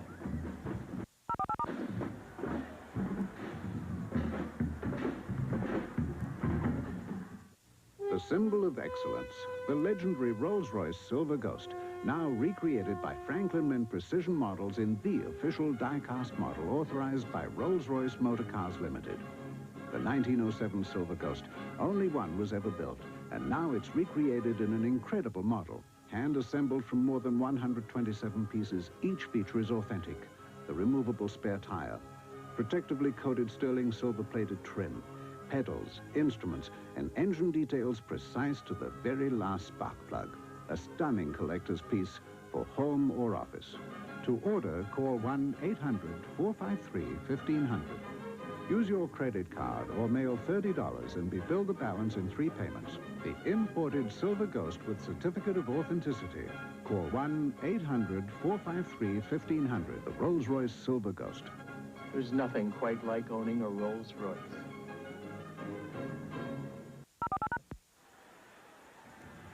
There's our time left, 2:55 to go before halftime. Cowboys on top over the Hawkeyes by 12, 19-7. And Iowa on third down conversions. They're looking at 3rd and 2, 1 out of 7 on the night.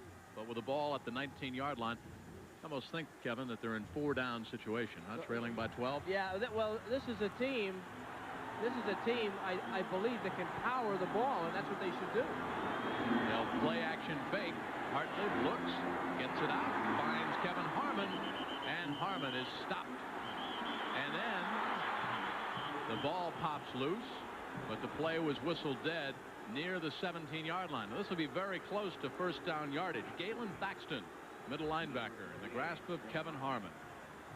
Well, that tells me a lot, even though I'm up here and not down in the field. Tells me a lot about the toughness of that defensive line for Wyoming, and maybe that Iowa feels that they cannot run the ball against them in short yardage.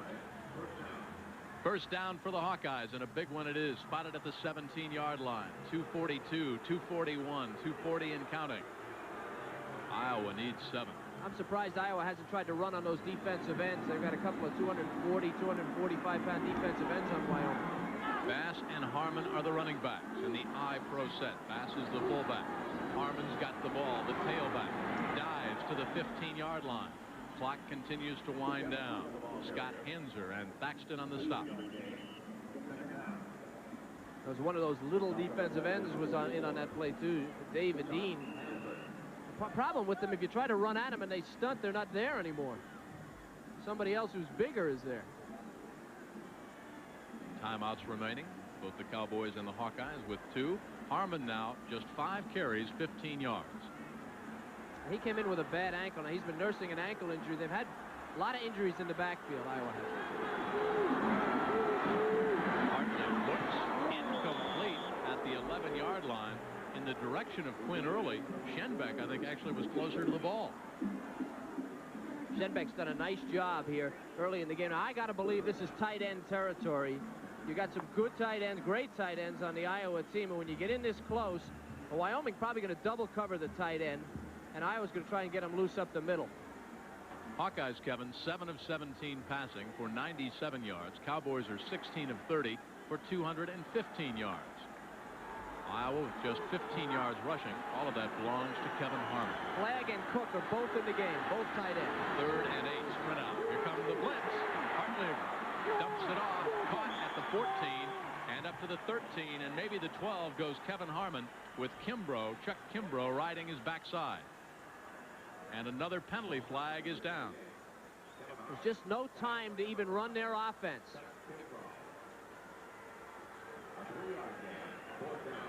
First thing they're going to have to do is protect this guy. There's just no time. You see 86. That's Flagg, and he has to block. He's trying to get out there for Harmon. Wyoming is all over him.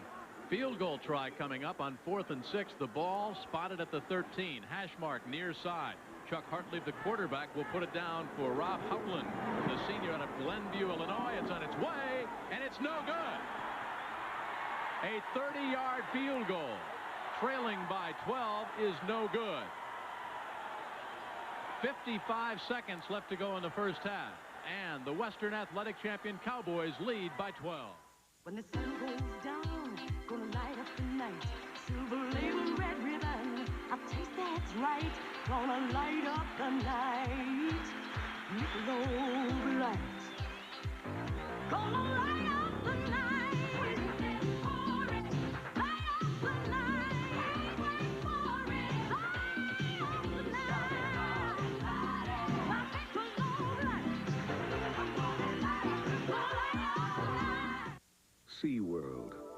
Underview.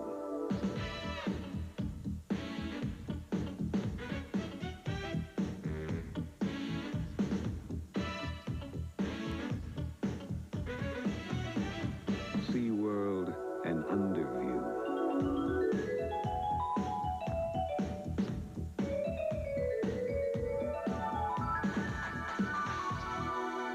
SeaWorld, like you've never seen it before. All right, listen and listen tight, because I aim to do what I came here to do, and that is rent a car without having to throw in my horse and saddle to do it. That's why I came to Thrifty Car Rental. Well, they don't cost as much as them other yahoos. Thrifty, the official car rental company for the SeaWorld Holiday Bowl. Rent any car through January 31st and receive a discount coupon to SeaWorld. You always get the best deal at Thrifty. Right, Pilgrim?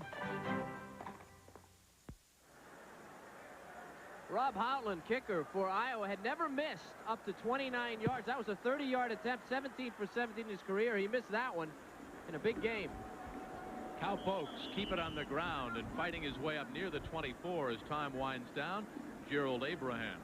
Going back to Houtland for a second. Of course, he won last year's Holiday Bowl with a 41-yarder with just 4 seconds left to go, so he's certainly used to the pressure. But, of course, it's not always the kicker. The snap and the spot are so important. You never can tell. Wyoming's sitting on a 12-point lead. They're probably going to play it real easy here, I would think. Barring a penalty, this should be the last snap of the first half. 19, 18, and 17 seconds. So keep it on the ground conservatively to Gerald Abraham and Steve Thomas, the senior out of Denver, Colorado, who transferred from Nebraska to the Hawkeyes on the stop. Cowboys led 12-0 after the first quarter. Hawkeyes scored a touchdown to slice the margin down to 5. Then the Cowboys came right back in a nifty scoring drive of their own. So, at halftime of the 10th SeaWorld Holiday Bowl on ESPN, the Western Athletic Champion Cowboys of Wyoming leading the Hawkeyes of Iowa by a score of 19-7. Duracell introduces freshness dating because batteries have an unfortunate way of telling us they're not fresh.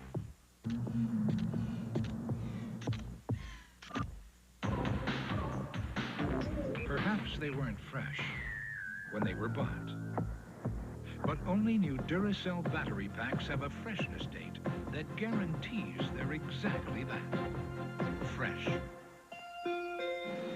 Freshness dating from Duracell. We haven't missed a morning in 7 years. She wants this more than anything in the world. At 3M, we know that dreams, like ideas, won't live without the support of others. So as you watch the 1988 Olympic Games, remember nobody got there alone. 3M, supporting the dream. I'm Duke. This is my car. These are my people. This is my cookie. And this is my oil filter. Purelated. Why purelated? Because they invented the oil filter. So they know how to make them right. And my people can learn from my noble example. Well, we're just about set, partner, to start the third quarter here at Jack Murphy Stadium, but it might take a little while because the Hawkeyes anticipating this kickoff by the Cowboys. But as you look up on the roof of Jack Murphy Stadium, a lot of the lights have been dimmed. You can see that the light bank is operating at about 40% capacity right now after that stellar halftime show. The lights were killed for the fireworks show, and it takes about 8 minutes to heat some of those fluorescent bulbs back up. Back deep, you can see some of the shadows as the lights are far from full force right now. Anticipating this kick, Greg Worker, who was perfect in the first half for the Cowboys, a field goal of 43, and they have now changed the 37-yarder to a 39-yard field goal, plus the extra point. And the kickoff is underway. It drives Tony Stewart back to the 3-yard line. Looks for a block. Cracks it across the 20 and is chopped down at that spot. 1st and 10 for the Hawkeyes, trailing by 12. Kevin, our first half stats. There you can see in the passing department. Hartlieb, 8 of 18. Burnett, 16 of 30. And almost 115 yards difference. And virtually no rushing for either team. Well, Wyoming, not a surprise for Wyoming, but Iowa with the balanced offense. And we showed you a graphic early in the first half. They do a lot better when they're able to run the ball. Wyoming felt that they needed to shut down the Iowa running game and force them into a passing game, because the strength of the Cowboy defense is their ability to rush the passer and cover the receivers. They've done it in the first half. Whether they can do it in the second half remains to be seen. First snap to start the second half, and sliding down goes Travis Watkins, the sophomore. Well, let's take a look at how the Hawkeyes did. The minus yardage will be in red, and the scoring drive will be in yellow, but it took a while for the Hawkeyes to get on track. 3 plays and a punt, a few more plays, and they lost yardage. So the first 3 possessions, they punted the pigskin away. In fact, the first 4, they lost the ball. The first 5, and so it went early on.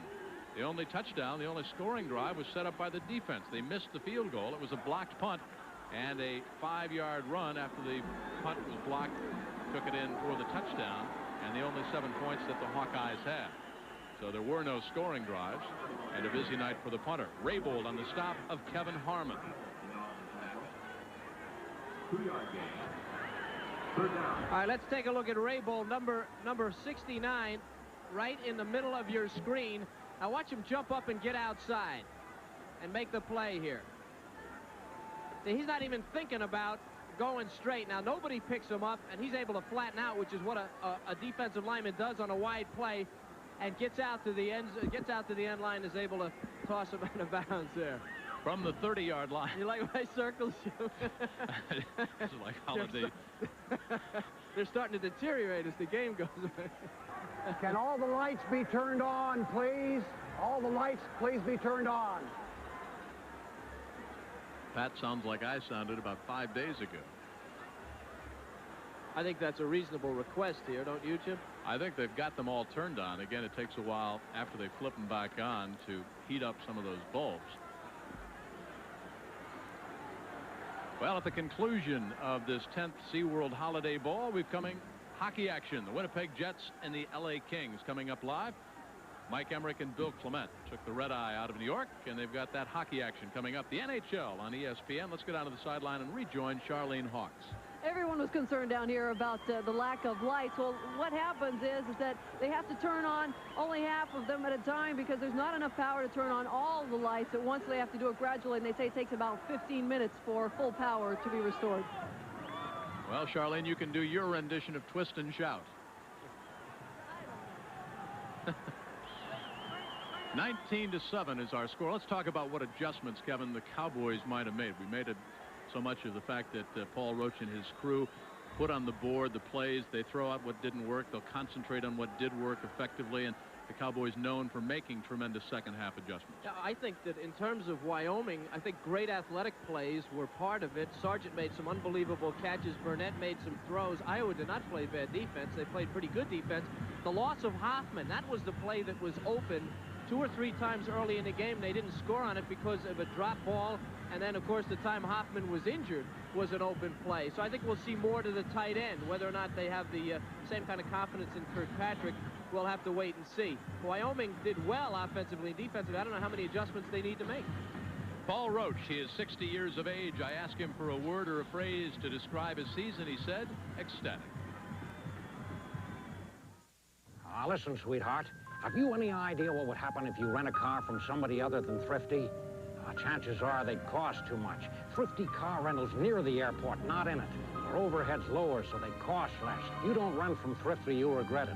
Maybe not today, maybe not tomorrow, but soon for the rest of your life. A luxurious Chrysler 5th Avenue from Thrifty, just $29.95 a day. Call 1-800-4CARS. Thrifty, this is the start of a beautiful friendship.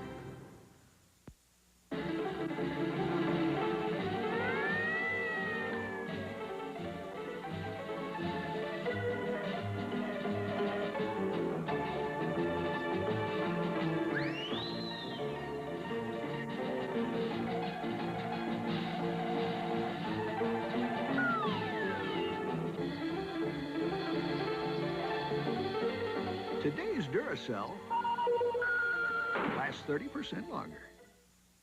The Great American Face. Strong, sensitive. The Great American Razor. Atra Plus.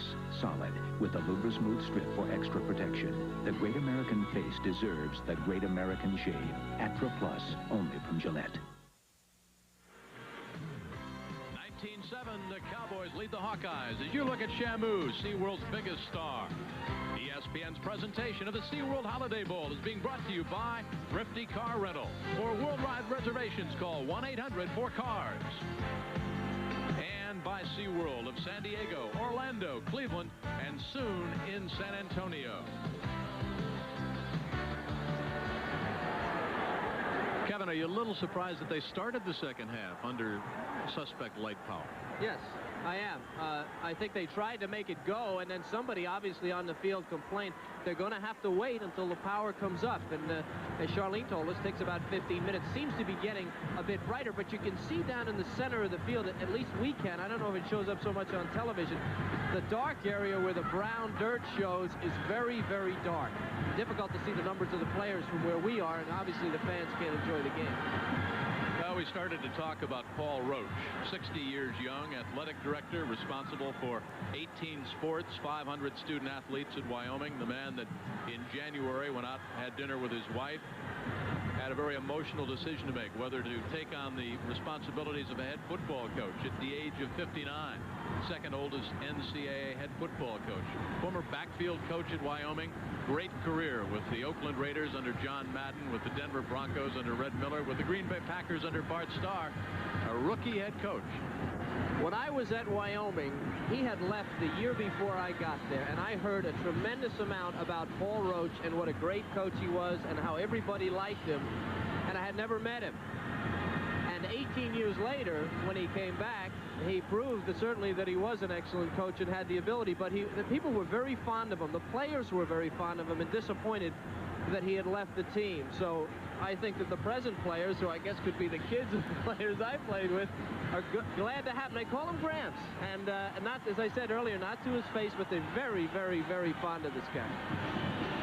Well, the Cowboys, as far as continuity, really haven't had any for some time. Fred Akers, there, 75 and 76, left for the Texas program, of course, with the Longhorns. Pat Dye was there in 1980 and left for Auburn, and Erickson, after one season, left for Washington State. So there was no continuity, and that was a very big factor in Paul Roach's decision. He said, as Kevin and I chatted with him the other day, that he saw it in his players' eyes. They really longed for continuity in the program. So he went out and had dinner with his wife, and he said the decision was made with the heart, certainly not with the brain. It was an emotional decision. We asked him how long he was going to continue coaching, and he said 5 years. He said you certainly can't say 2 years, because if you're recruiting youngsters nowadays, you want them to believe in you and in your program. They want to know that you're going to be around. Iowa on 3rd and 1. The Hawkeyes hammer straight ahead with Kevin Harmon behind Dave Alexander, behind Bob Schmidt, and behind Bill Anderson, and Mitchell Donahue on the stop defensively for the Cowpokes. I would be real concerned if I was the Wyoming coaches on defense. It's getting cold here. This is San Diego, but I don't want you to get the impression it's warm. It's not. And a defensive player could tighten up. The guy I'd be concerned about are the deep safeties and the cornerbacks tightening up, and a guy getting loose on a deep pattern. You stand around like that, it's not good. Watkins and earlier the wide receivers. Hartley to put it up. Fires, and he's got his tight end to the 45, the 50, the 45, and he keeps banging down to the 42-yard line. Mike Flagg, and he has become the main man in the passing attack of the Hawkeyes tonight. When Hartley needs a reception, he goes to Flagg. Well, Flagg's a big one, 6'6", 250. He's going to cross from your left to your right. Now, Hartley, they've got him on the move now. They're rolling him out, and there's Flagg, number 86, beating the coverage and getting downfield. He's a load when he's loose in that secondary. Now, what they've done here, they're starting to roll Hartley a little bit and get him away from that rush. Bought him some time on that play. Flagg, 4 catches, 84 yards. The backs even up. Hudson and Goodman.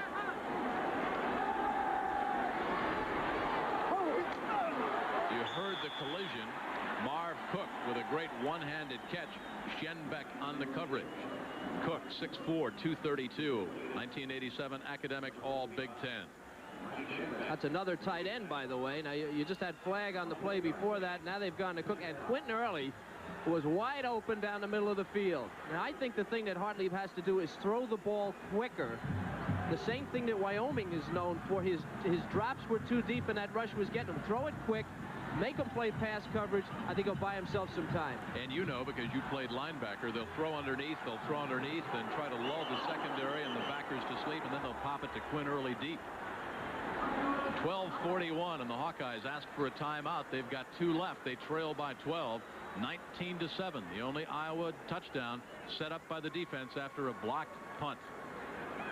Well, it all starts on college football game day. We've got live reports from all the bowl games. 11:30 a.m. Eastern time. I'll be at the Cotton Bowl. Tim Brando, Beano Cook will be live from the Orange Bowl, the site of the national championship game. But we'll cover, of course, the Fiesta, the Sugar, and the Rose Bowl for you. Join us for college football game day on ESPN. It all starts at 11:30 Eastern time, live on ESPN. Hayden Fry, one of the great coaches in the country, and we talked about what he has instilled in the University of Iowa football program, the pride, the discipline, the determination, and they have come back. I think if you're an Ohio State fan, you certainly can attest to that this year. They won it on the last play of the game. Now, this is a team that believes they can win, and don't you think for a minute that this discipline and pride does not take effect in the second half of a game like this. They did come out flat, but I believe they can put it together and get it rolling here. Second and 6. Hartley looks on the right side, got the tight end again out of bounds, goes Mike Flagg. 5 catches as he approaches the century mark. Eric Coleman is only 5'11", 184 pounds, giving up there 7 inches. I said a few moments ago that Hartley has to throw it a little bit quicker. Wyoming coming, bringing people now. See the short drop, similar to what Wyoming's doing, and again the tight end against Coleman, the smaller player. Hartley is throwing it quicker, and he's throwing the hot receivers. A tight end very often will be a hot receiver, a slot. They break it off quick, and they're able to pick up yardage. Now, you got to be careful now. If you're Wyoming, you get oversensitive to those short passes, and bang, Whitner always going to go deep. Number 1. Look out for number 1. Flag needs 9 yards to reach the century mark. McMillan now replaces Coleman on the right corner. Hartley 4 for 4, 39 yards starting the second stanza. Just the sprint out. They continue to work on that cornerback. At the 24-yard line goes Travis Watkins, the wide receiver. This time it's Reggie Berry on the coverage. Another thing, it's a lot easier to block when you take a quick drop because you only have to block for just a little bit. You know, Wyoming trying to make a stunt, but by the time Napton makes the stunt, the ball's gone. Now watch him, see if he can pick up the defense. See him go around, and he's picked up immediately, but Hartley's already gotten rid of the ball. The thing about stunning and going wide with stunts, it takes time to do it. If he throws it quick, it won't work. On 2nd and 2, Cook and Clark are the double tight end. Hudson, the ball carrier, behind Big Bill Anderson and Greg Divis. Pat Raybold on the stop. You know, Kevin, I think that the offensive line of Iowa said, look, we were a little bit embarrassed in the first half. They've begun to assert themselves here. And the Cowboys defensively, not the same penetration, not the same aggressiveness off the ball. The other thing, Jim, I think you're right, but I think the other thing is we talked about this is the Big Ten. And I don't know why they're called the Big Ten other than they're big people. Herb Webster, number 73, is 290 pounds. They cannot handle quickness most of the time. Wyoming's very quick, but as the game wears on, the bigness will take over the quickness.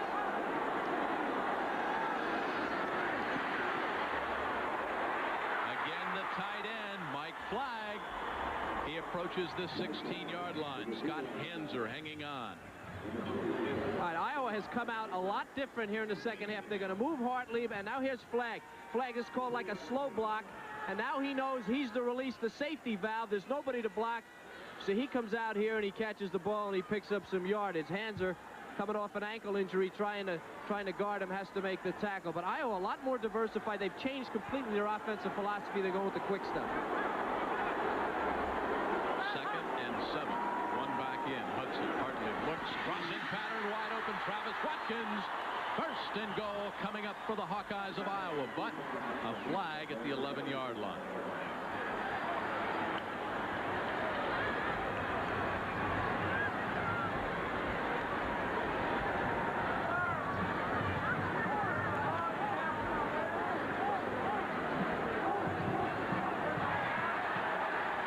Cowboys starting to hurt themselves with mistakes.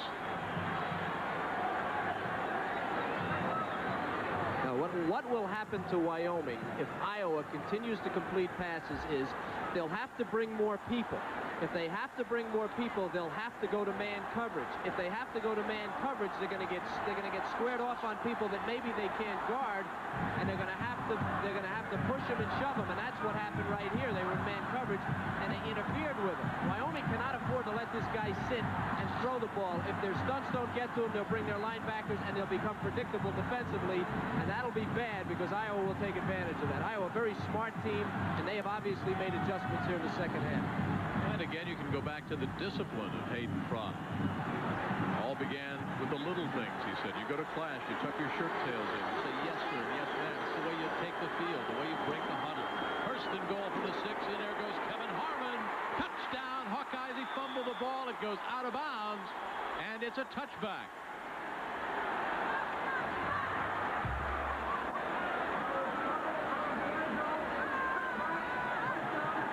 What a break for Wyoming. The touchback after the fumble in the end zone. Watch the hit by Scott Hanser, number 44. Well, this play works like it's drawn up. It's power coming here. Let's see where he loses it. Hanser gets his hand, but he's not the one that gets the ball loose. The ball comes loose just before he gets to the goal line. And out of bounds in the end zone, and it is a touchback. Oh, that's a tough break. Tough break. Hanser and Raybould were right there. And Hayden Fry just saw 6 disappear with that fumble just shy of the goal line. Another look. And that was a brilliant drive by Iowa. 19-17 our score. Cowboys take over at the 20-yard line. Burnett looks, fires. Little crossing pattern to Tom Kilpatrick, the backup tight end, who's also the punter. Brad Quast on the stop. Well, you take the opening kickoff, Kevin, if you're the Hawkeyes. You march right down, first and goal from the 6. You've got your bread and butter ball carrier cracking it in. He's inches shy of scoring. They lose the ball on the touchback, and that's got to let a little air out of the balloon. Great players, great teams are optimists. And they just come right back. They say, well, we got it that far, we can do it again.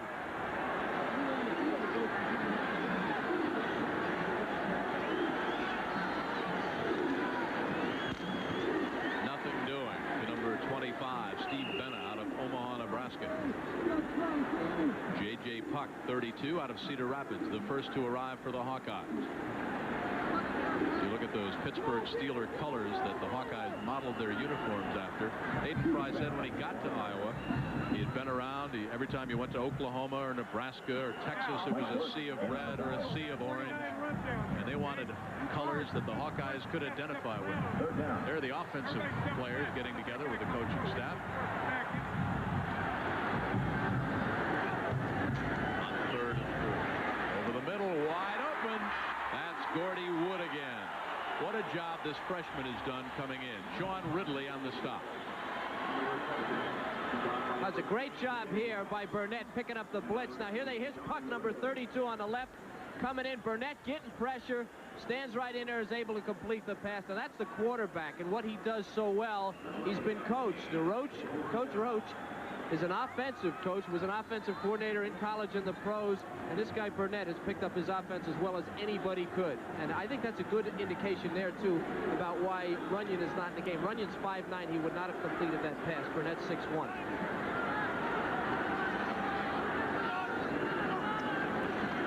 To the left.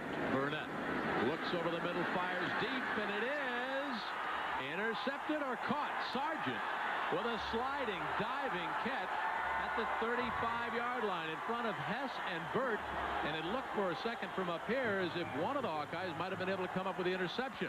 But Anthony Sargent, with that great concentration, talk about a big play. Sargent, number 6 in the slot. He's the second guy in there, or the third guy in there. Number 6. Now Burnett's going to throw it. Now this is pretty good defense by the safety. This is threaded. The safeties are there. Sargent makes the play, and Burnett's got a pretty strong arm. The Sarge, 5 catches, 82 yards for the senior out of L.A. Brother Bernard Jackson, of course, plays for the Denver Broncos. Play action fake by Burnett. Looks over the middle, fires incomplete at the 15, and a late penalty flag at the 28-yard line. Wood, the intended receiver. And let's check out the flag.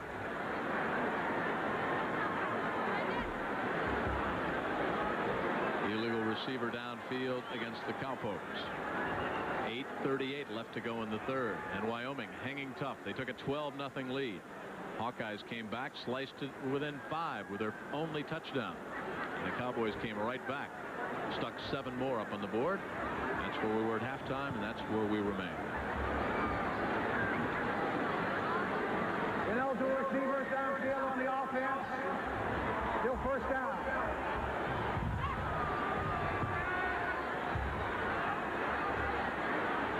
That usually happens on a screen play. That looked like a straight drop back pass. I didn't see anybody. I wondered who that was. 100 yards more passing almost for the Cowboys. First and 15, spotted at the 40-yard line. Motion by Gibson. Burnett fires, got his man at the 35, and Sargent hangs on. Let's talk about that passing offense of Wyoming. Kevin, it was known as the 90 game. It came to Wyoming. Jack Elway borrowed the idea from a high school coach while he was at Cal State Northridge. And when Elway became the head coach at San Jose State, he had an assistant on his side. And here it is. I mean, you're going to see what Erickson left over here, Jim. Number 6, right side of your screen, just hooking up in front of the zone. They've been doing it all night. You need to have good, intelligent receivers that can read zones. Wyoming's got them. Quick snap on 2nd down and 9. Burnett fires, incomplete at the 20-yard line, looking for James Loving.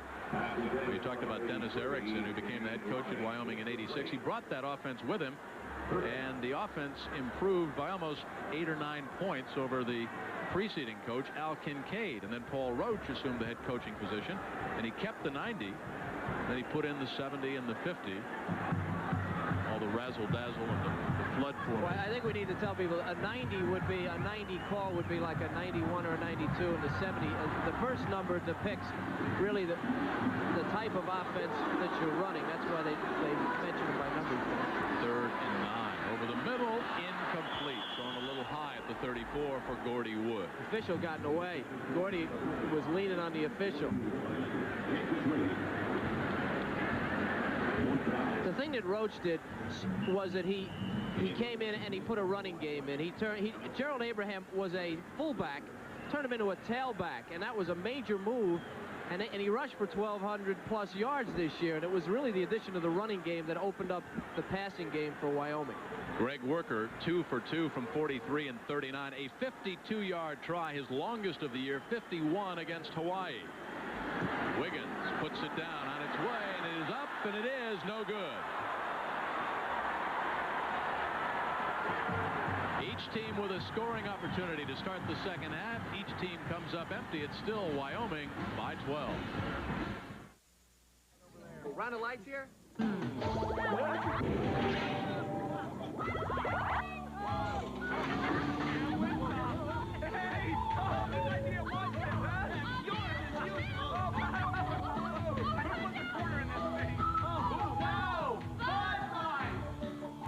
Ask for Bud Light. The light beer with the first name and taste. Let me know when you're ready for another round. Because everything else is just a lighter. We've got the climate for it. San Diego is waiting for you. We've got the climate for it. Anything you want to see and do. We're saving up the fun till you get here. Developed in the perfect atmosphere. We've got the climate for it. San Diego is waiting for you. The Western Athletic Conference's first 25 years have been marked by spectacular growth. In the 1980s alone, the WAC has produced a National Football Champion, 3 National Coaches of the Year, and 10 NC2A Individual Statistical Champions. WAC attendance records have been set in each of the last 3 years, and no conference in the country can claim a better bowl record than the WAC's 8-4 mark since 1980. Along with Charlene Hawks and Kevin Kiley, I'm Jim Kelly, and happy holidays from all of us at ESPN from the Holiday Bowl. Our friends at SeaWorld, Wyoming leading Iowa by 12, 19-7. Hawkeyes start again with Hudson Goodman in the backfield for the senior quarterback. There he is, Chuck Hartley. And what he's done tonight, perfect in the second half.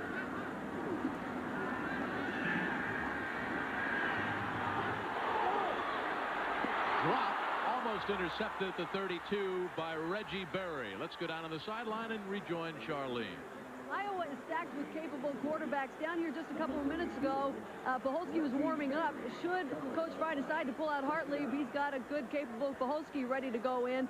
It looks like he stopped warming up now. He's talking with Coach Fry. But he, of course, was one of the 3 quarterbacks in that quarterback race at the beginning of the season. Jim? He's also the son, Charlene, of a former St. Louis Cardinal and Chicago Cub pitcher. And the other quarterback, McGuire, is the brother of the Oakland McGuire that had all those home runs last year. Oakland A's. Rookie of the year, Mark McGuire. Cook on the catch at the 41-yard line. Schenbeck on the coverage. Kevin, would you be surprised if Hayden Fry would pull Hartlieb now? Yes, now I would, yes. I think that I think Hartlieb probably was looking at the sideline and all of a sudden went 7 for 7 when he came out. A little incentive. Those quarterbacks, they're all about equal. In fact, I had talked to the coaches about the fact that Hartlieb had such great statistics but wasn't playing early in the year. And they felt that no matter who they chose to be the starter this year, they all would have had similar statistics, that they're that good. McGuire and Paholski, too. 3rd and 3 for the Hawkeyes. David Hudson, long running back. Here come the Cowboys. Hartlieb in trouble. Down he goes at the 28-yard line. Mitchell Donahue, redshirted in '86 out of Billings, Montana. His 7th sack, helped out by Pat Raybould.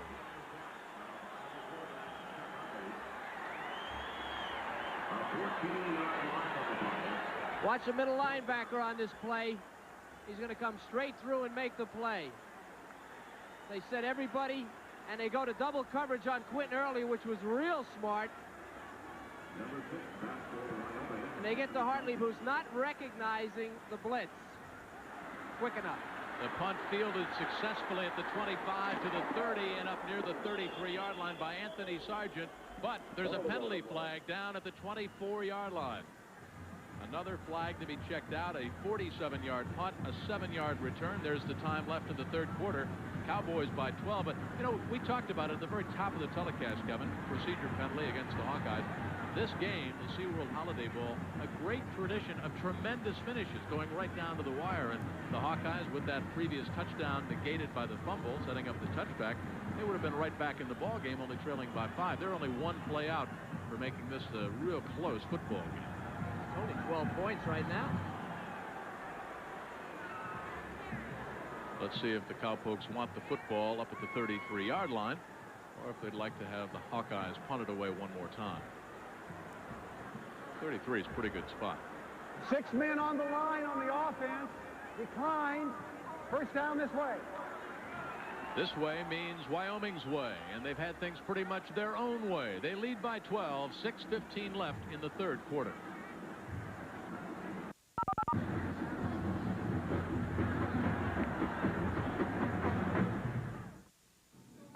Hey, I didn't know this. Atlanta's talking trade again. Hey, did you see who just walked out of camp? Yeah, and what about all these high-salaried guys on the DL? For my money, the Sporting News is the only way. To get the whole story every week.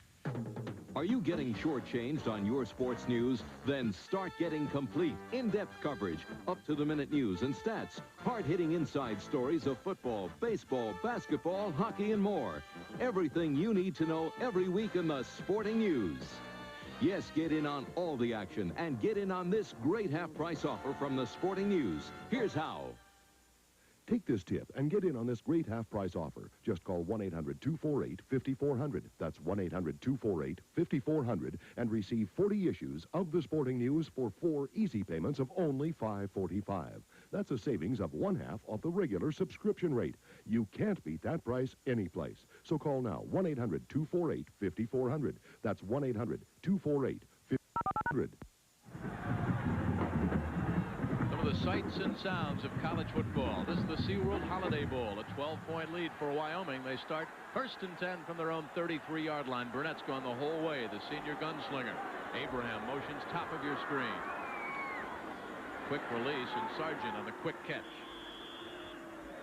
They go to 4 wide receivers, Jim. They have 3 out there, which is trips. They put the running back in motion out there, and then he just flips it right to Sargent. It's a quick, easy 5 yards. Puck has the responsibility of the linebacker. One thing about the Wyoming offense, with all those receivers out there, you're bound to get a matchup on a linebacker. If your quarterback can find him, you can get some yards.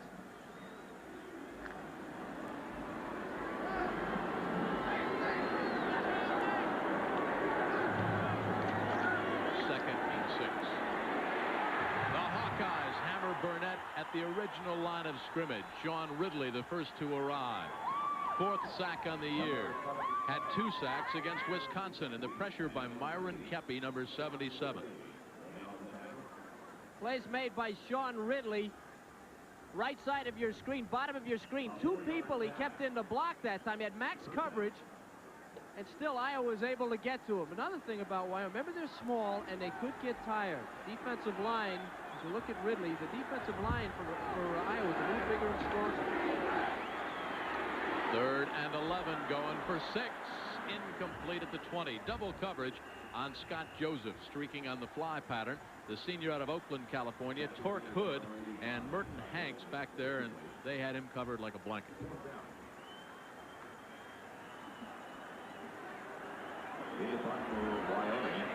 .458 left to go in the 3rd quarter. Not a very busy night. Tom Kilpatrick back to punt, and Peter Marciano, number 26, is back deep. Cowboys have had 1 punt block that led to the only Iowa touchdown. They're coming again, and it was partially deflected. Caught on the dead run at the 47-yard line by Kerry Burt. How about that in a crowd? Right up the middle again. You're right. Burt making that catch might have saved his team about 20 yards. They came right up the chute again. We had it early. Show you again. Watch this area right in here. They're going to come right up the chute and almost get it. Almost get it. Well, they did get it, but they almost get a good block on it. Again, that's Puck, number 32. Wyoming is not covering the gaps in that tight punt formation up the center. 1st and 10 for the Hawkeyes. Hartley backpedals, deep drop, fires, unloads. He's got Marv Cook. And Cook hammers ahead to the 33-yard line. Reggie Berry on the stop.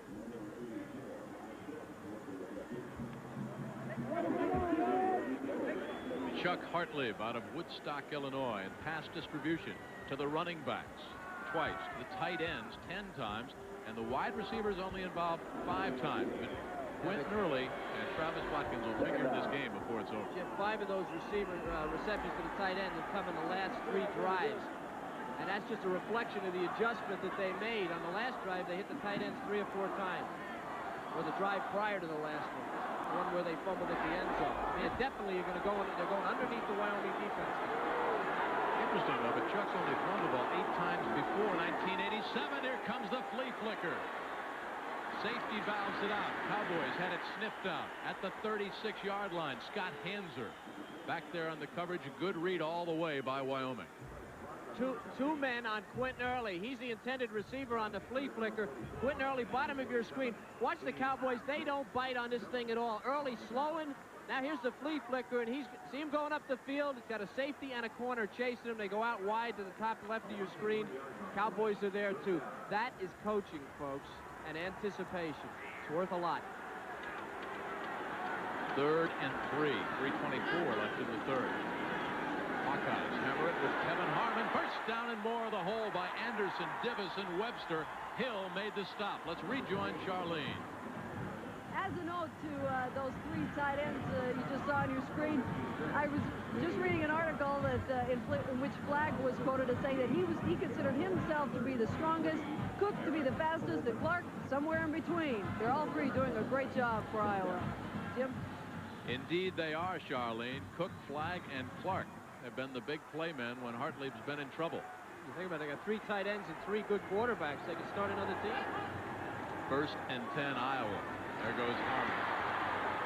Now here's where, Jim, this is where the difference between the Big Ten and the WAC conference is really going to show. The Big Ten is usually a lot stronger.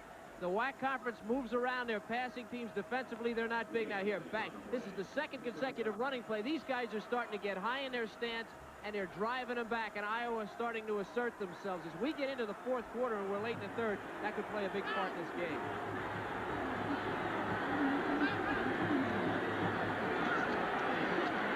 Harmon again behind Divis and Webster on that right side. Schenbeck again. He's played a terrific game defensively for Wyoming. 10 tackles, the junior out of Aurora, Colorado. 96 tackles on the season coming in. Nothing fancy now from Iowa. They're going to pound it. The Justice Maiden, center of your screen. One interception on the year out of Overland High School in Aurora, Colorado. He was the captain of his high school team. Redshirt in '85 when he went to Wyoming. 3rd and 1. Full house backfield. Hudson, Bass, and Harmon. The surge again by the offensive front behind the junior center out of Columbia Heights, Minnesota, Bill Anderson.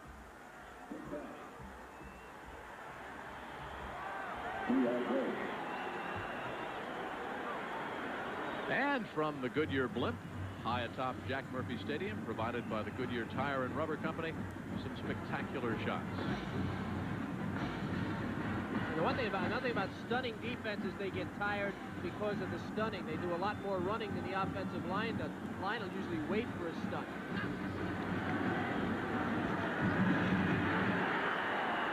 Not much of a surge that time. The only surge was by the Cowboys defensive unit. A. 99, Raybold 69. They met at number 28, Kevin Harmon. That surprises me. That was a very deep handoff. I don't know why they would do that. It was almost like a draw play, not the same type of running play. And Wyoming had the great penetration there. It seemed to me that they just bang it right up the middle. Let me ask you this. Late in the game, do you still try to set up other plays by running diversionary plays? You kind of say, okay, we'll bite it one time on this one and try to come back with something else. Hartlib looks, deflected at the 2-yard line by Steve McMillan. I would say yes in some cases to that, Jim, but no, if you're trying to take over physically, the only thing you're setting up is the defense. You pound him. Okay, Hartlib on the run this way. He's going to turn around and make a real bad decision because McMillan's waiting on this thing. See him? That ball had to be lofted. If he had any chance, he had to have been lofted it into the corner. He didn't do it. McMillan was there, almost had a 99-yard touchdown the other way. Outstanding athlete, missed a year, came back a little bit more mature. Tight end again here. This is what you got to watch out for here. Tight ends and the strength of the offense. They need 12. The offensive line he's got all day. Hartlib looks for someone to clear and release. He finds the tight end at the 6, Marv Cook. It'll depend on the spot. The line of scrimmage was the 15. Herb Webster, number 73. Big block, the right tackle. The senior out of Nashua, New Hampshire. He put a big block on Keith Jackson, number 91. 4th and 2. You're down by 12. Field goal. 3 points don't help. Play action fake. Hartlib. Only one receiver in the corner. Fires. Incomplete and almost intercepted. Reggie Berry at 98 yards had he hung on. David A. Dean, number 99, putting pressure on Hartlib. It was a beautiful fake, but I think the problem, Kevin, was there was only one receiver for Hartlib to look for in the right corner of the end zone. They thought he'd be open, number 84. He's slow blocked. You just saw him right there. He's never open. In fact, there was 2 Wyoming Cowboys on him, and Hartlib gets rid of the ball just before they get him. There was no chance. See this? There was no chance. They had him all the way. That play was scouted because they never bid on it.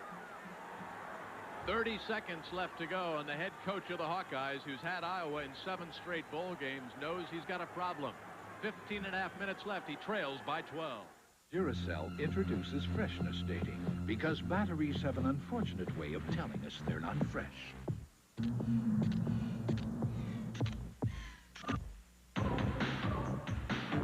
Perhaps they weren't fresh when they were bought. But only new Duracell battery packs have a freshness date that guarantees they're exactly that. Fresh. Freshness dating from Duracell.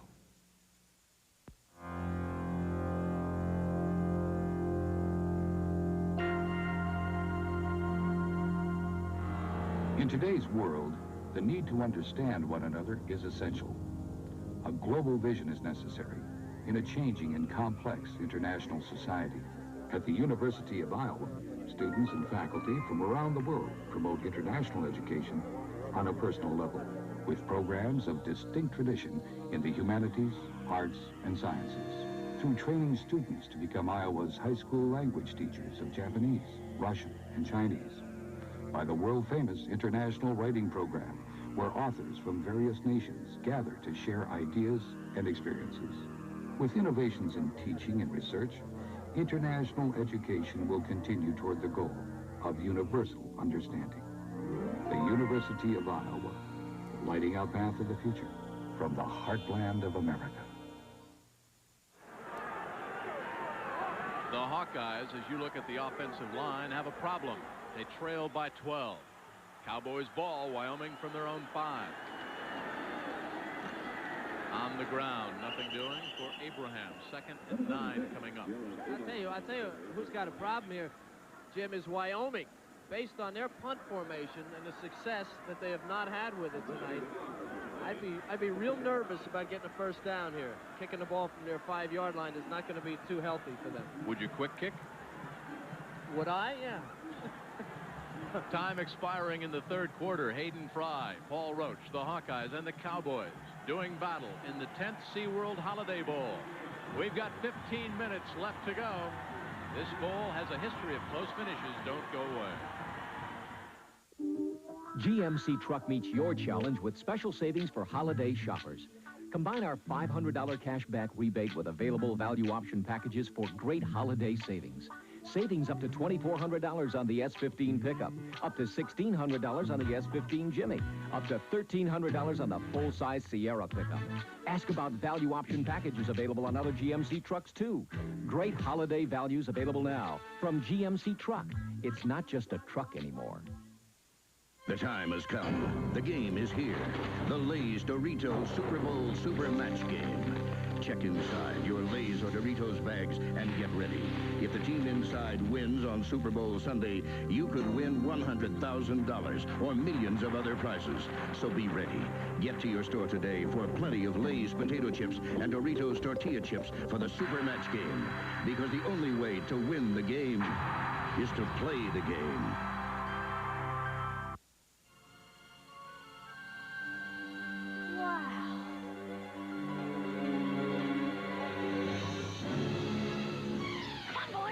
It was reliability brought down to earth. A new high-efficiency gas furnace that is so advanced it seems almost simple. The 9580GF from Tempstar. Call toll-free for your nearest Tempstar dealer. Every day, Jack Taylor and Joe Donovan take the same road home. But today, they went a little out of their way. Give you a hand.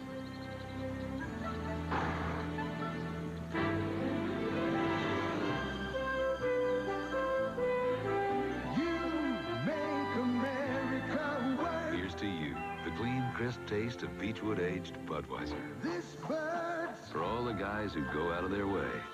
This bird's for you. Well, if you're a history major, the team trailing at the start of the 4th quarter has lost 6 of the last 10 Holiday Bowls. Wyoming knows it, and Iowa knows it. 2nd and 9 from the end zone. Burnett fires. That will be a crucial Cowboy first down. Charlene Hawks, is that a former St. Louis Cardinal you have? Oh, what? Former St. Louis Cardinal. Okay, in roaming down the sidelines, I ran into this gentleman, Mr. Conrad Dobler, of course, who needs no introduction, but formerly with the St. Louis Cardinals. And you've got to be proud of this team that has had an incredible showing that you played for how many moons ago? Well, it's getting on 20 moons now ago, and you use that word gentleman lightly, don't you? I'll tell you what, you're doing a heck of a job. You can talk about the quarterback and the offensive lot, but I think the defense there at Wyoming, which they've been famous for years, is doing a tremendous job today. Anthony Wright takes it in for the touchdown. His first interception on the year, and it puts 6, and it puts Iowa right back into the football game. From the 32-yard line, he stepped in front of the errant Craig Burnett pass, and that's 6 for Iowa. Iowa sitting in a zone the entire game, waiting for Burnett to make a mistake. Wright is a great cover guy, but this is his zone. Look at him sitting back there. He finally overthrows one, which you don't want to do in a deep zone. And Wright knows what to do with it when he gets it. And now the defense and the special teams have put 13 points on the board for Iowa, and they've been shut out offensively. Extra point try coming up. Rob Houtland out of the hold of Chuck Hartlib. They're perfect. 32 yards. And the defense and the specialty teams. Watch Anthony Wright. Here's Hartlib. Never sees Wright. Hanging back, playing zone. Loving. It's over his head. There's Wright with his first interception of the year. And the junior out of Dallas, Texas, takes it in for the touchdown. It's now a 5-point Wyoming lead.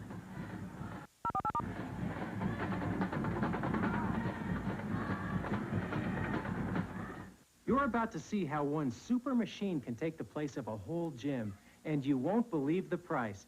But first, give your mind a workout with this video fitness quiz. Kim's toning up with the remarkable Omni Gym. Would you say it performs 10 functions, 20, or 30? Answer: over 30 exercises. Use it as a bench press. Stand up for squats and pull-ups.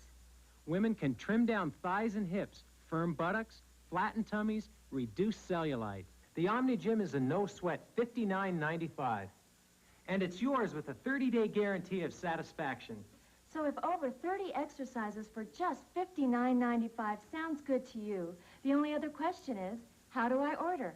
Call toll-free 1-800-346-5300. That's 1-800-346-5300. Use your credit card or send check or money order for $59.95 plus $9 shipping and handling to Omni Gym, Department 11, Canton, Ohio 44750. Wyoming 19, Iowa 14, and coming back as you look at historic Old Town in San Diego. ESPN's presentation of the SeaWorld Holiday Bowl being brought to you by 3M, worldwide sponsor of the 1988 Olympic Games. 3M supporting the dream, and by Nike.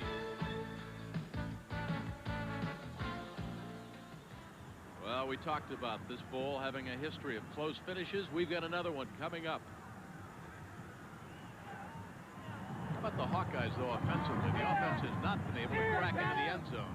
It certainly speaks well for the defensive job and the scouting that they've done for Wyoming. I thought right at the end of that last drive especially.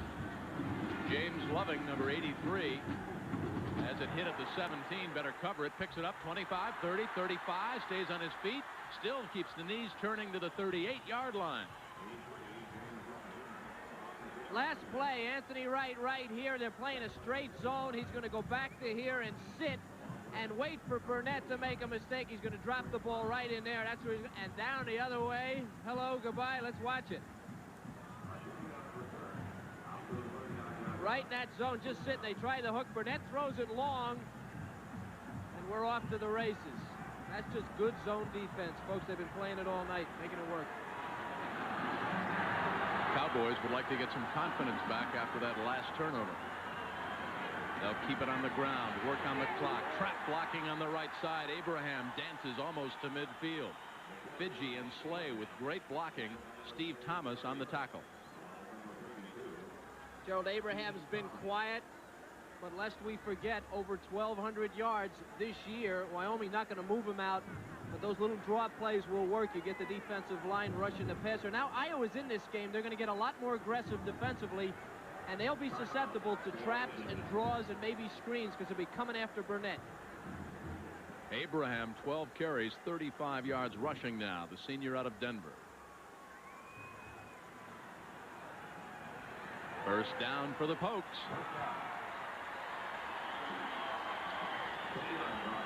.23 left. And the storyline from San Diego in the Holiday Bowl, Iowa, 2 defensive touchdowns, one off a blocked punt, the other off the interception. Iowa, 2 drives that failed inside the 3, one a fumble just about at the 2-inch line. Otherwise, it was 6. That's a big turnover. Hawkeyes would have the lead, 21-19. But they trail by 5. Shoulda, coulda, woulda. Nothing doing that time. Abraham in the grasp of J.J. Puck.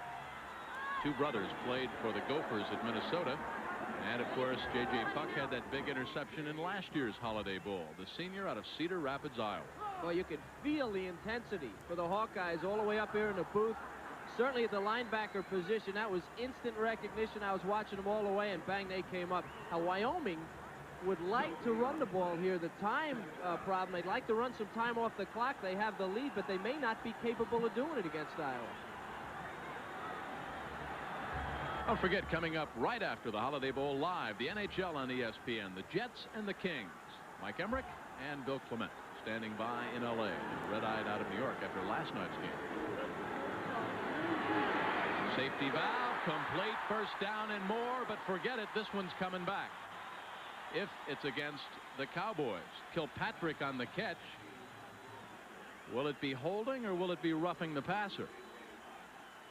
The way the Hawkeyes are protesting, I think it's against Iowa. Nope. They won the protest. An 18-yard reception will be nullified.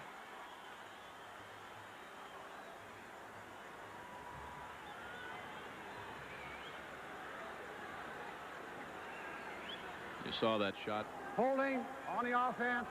10 yards from the previous spot. Still second down. Saw that shot of Paul Roach over on the sideline, the 60-year-old coach of the Cowboys. Asked him at practice the other day if one of his kids went up to him and said, "Coach, I'd like to be a head coach like you someday," what advice he would give that young man. He kind of chuckled and he said, "Don't wait until you're 59 to become a head coach." As if he had any choice, Coach Roach here. You know, he probably should have been a head coach long ago. The Wyoming people evidently inquired when he was in Oakland, but Coach said that Al Davis said he wasn't interested but had forgotten to ask him. Yeah, Kurt Gowdy said that he had discussed it with Al Davis, and Al said no, Paul wasn't interested in the job. Burnett, excuse me, fires to Scott Joseph, and Joseph up at the 45-yard line. Sean Ridley on the stop, the junior out of Omaha. Yeah, Paul said he really didn't have that burning desire to become a head coach. He had a very successful assistant career with John Madden in Oakland, with Bart Starr at Green Bay, with Red Miller in Denver. And he talked about the influence of John Madden and Red Miller. He said John Madden was the best pass designer he'd ever been around. Great ability to design pass schemes. And from Red Miller, he said he got a great feel at what it takes to win. 12-13 and counting. Abraham in motion. Dropped at the 39-yard line by Loving. Thrown behind him would have been a first down. So the Hawkeyes will get the ball. Here's Burt. If this ball isn't thrown wide behind him, there's no way that he doesn't intercept this pass. Now watch Loving. If that ball's thrown right to Loving, Burt's got the interception. Tom Kilpatrick out of Sheridan, Wyoming, is back to do the punting.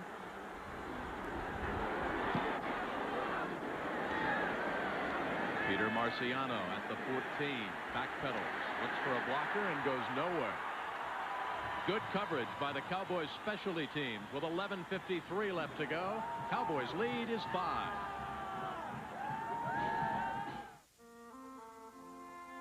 I've been doing his chores for the last year and a half. He rides 500 miles a week. It's the least I can do. At 3M, we know that dreams, like ideas, won't live without the support of others. So as you watch the 1988 Olympic Games, remember nobody got there alone. 3M, supporting the dream.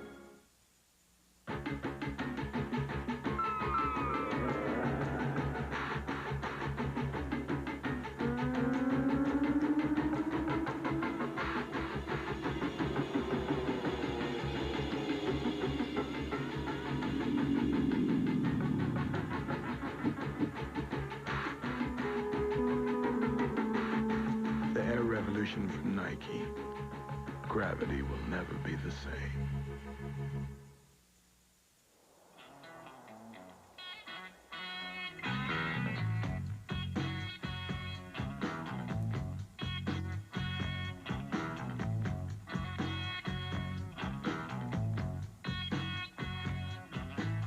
Sometimes what you put on your feet determines how well things go down.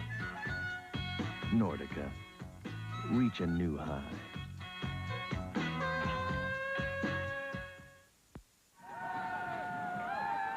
Along with Charlene Hawks and Kevin Kiley, I'm Jim Kelly. There's our time left. 11:53 and a 5-point Wyoming lead.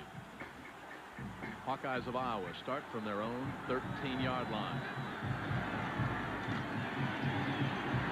Little slant behind Anderson, Divis, and Webster goes David Hudson. senior out of Texas, 6'2", 235, in the grasp of Jeff Napton.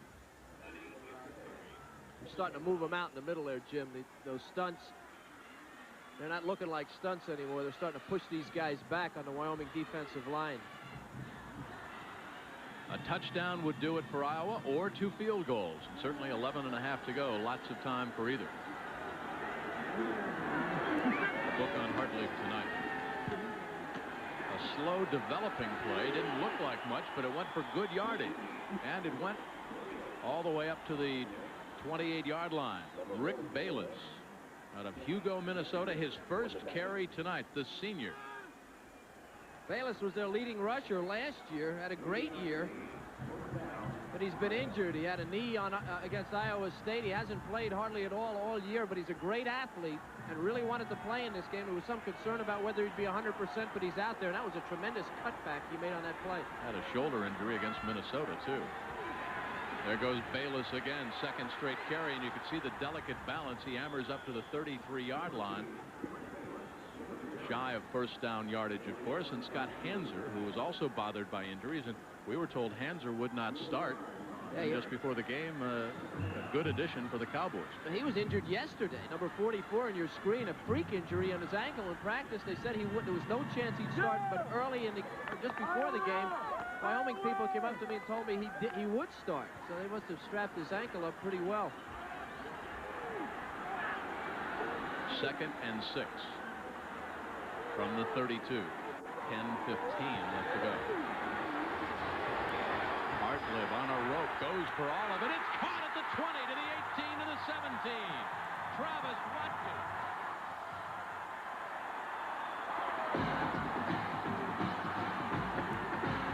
A 48-yard reception. Watch the concentration. The sophomore from Claremont, California, number 2. A little rollout to get away from the rush, and then a perfect pass by Hartlief over the defense to Watkins.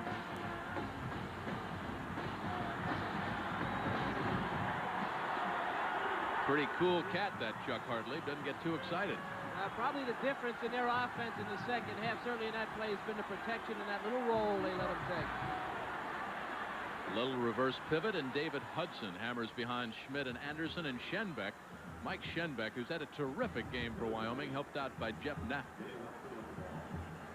There is Schenbeck, number 55, out of Aurora, Colorado. He plans to attend law school. He's been all over the field for the Cowboys. This is a gut check now. It's nose to nose. Iowa's strength, physical advantage against Wyoming, and a bunch of tired blitzers and stunners back there. And the Cowboys going to win this. They're going to have to do it right now. 9:20 and counting left to go. Hudson and Goodman are the running backs. Early and Harbers the wide receivers. Hartlief backpedals, fires to the 15. He's got Marv Cook, the tight end. Hanser hammers him out of bounds. Clock is stopped. 9:06 left to go. Cowboys led 12-0. Hawkeyes got their first 7 points on a blocked punt. But then the Wyoming Cowboys came right back, and they led 19-7 at halftime. Third quarter was scoreless for both teams. And then the Hawkeyes, on a 32-yard interception by Anthony Wright, closed to within 5, 19-14. That's where we are right now. And the Hawkeyes have used one of their 3 timeouts. They're down to 2. Cowboys have all 3 left. 3rd and 2, spotted at the 12-yard line. Double tight ends, Cook and Clark. Bayless in at running back. This is Richard Bass, number 23. First down and more. Thaxton on the stop, but not before Bass cracks it inside the 5. First and goal for the Hawkeyes. The yellow and black coming up. This is a great call. Now watch Bass. He's the outside guy, 23. It's a counter like the old scissor. They use the eye for misdirection. And they use that aggressiveness of the Wyoming defense against them. And there's the aggressiveness right there. 5, 6, 7 guys. But a great call. Bass on a little counter. Wyoming over pursuing, getting caught. Obviously, watch the tight ends. Cook, 84. Clark, 49. And Mike Flagg, 86. Looking for a run here, Jim. They're going to pound him. Motion from the left side. Dave Alexander. You can't miss him. That might change. No, you can't. 6'3", 270. Dead ball. Illegal procedure on the offense. Still first down. And that was a big penalty now, because almost certainly Iowa was going to run the ball. In fact, I'll tell you what they were going to do. They were going to run it left, because Alexander, when he went offside, he was trying to hook the defensive end or tackle. So that meant that they were coming left. Let's see if they keep the same play in. Well, they were going to run behind Dave Alexander, the man who jumped off. There he is. He started the season at right guard, but moved over to left tackle to replace Cratch, who was injured. 6'3", 270. So those offensive linemen, they've got to know all the blocking schemes. There he is. It's Alexander. And look at him turning his body, trying to hook the defensive player. Now, that would indicate to me they were going that way, but now they have 10 yards to go and not 5, and it may change their philosophy just a little bit. Motion by Goodman. Kick back to Bayless. Bayless dances, stutter steps, and gets the 5 of the penalty back. Second and goal from just outside the 5, coming back as Darrell Slick Harris made the stop. And the man that taught them how to win took over after 19 straight losing seasons behind 4 coaches. Hayden Fry has the glasses off. He said, you just don't win. You've got to know and learn how to win. The game is 90% mental. And he likes to relate to successful people as he talks to his troops during the week. In fact, sometimes during the week, he'll have his players get up in front of the whole team, and they'll have to talk about being successful and what it takes and the dedication. Hudson, Bass, and Bayless are in. Close to the goal line goes David Hudson. Third and less than the length of the football, coming up for an Iowa touchdown. They've been behind the entire game. I want you to watch the heads of the Wyoming defense, if you can see them when they come by, and see how high they are. See the Wyoming hats, how high they are? That means you're getting tired. If the black hats get lower than the white hats, it means that they just can't get in their crouch anymore, and that's what happens to a defensive player when he gets exhausted. The Iowa people are just pounding it in now, and there's that Big Ten advantage, that bigger, more physical team taking over. That far to go for the lead. Touchdown, Iowa. David Hudson.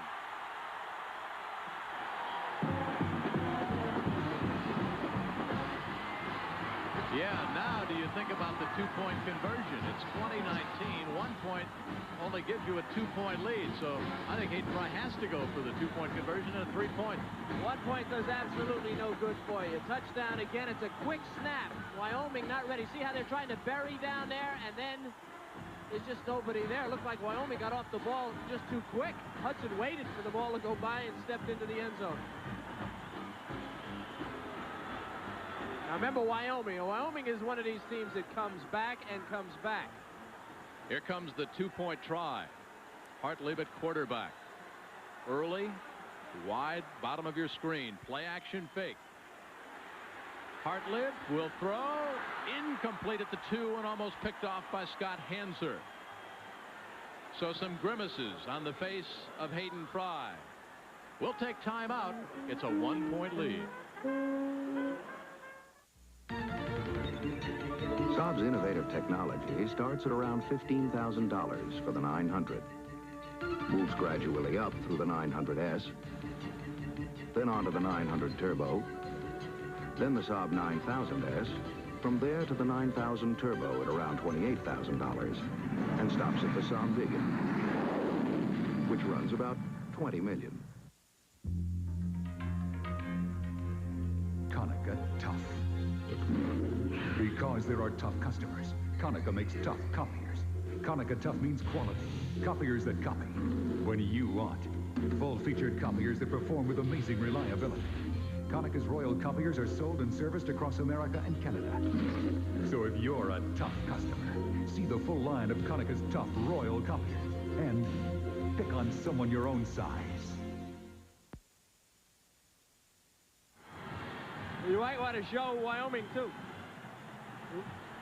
There's our score, 2019. The first time the Hawkeyes have led all night. They trailed 12-0. We've got 7:33 left to go. And, of course, we've been talking to you about the fact that the Holiday Bowl has a history of very, very close finishes. 4 of the 9 previous Holiday Bowls, Kevin, have been decided by a single point. In 79, Indiana by 1 against BYU. In 80, BYU by 1 against SMU.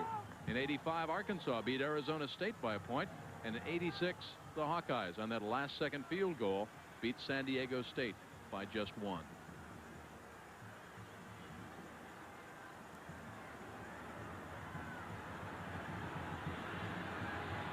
Well, we could have another one here, Jim, if Wyoming kicked a field goal.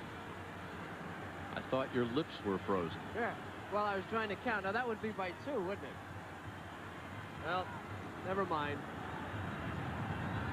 You mean if the Cowboys kicked a field goal? Yeah. But if it stays like this, it's decided by 1. You're right. High, but not very deep. Steve Bannon at the 12.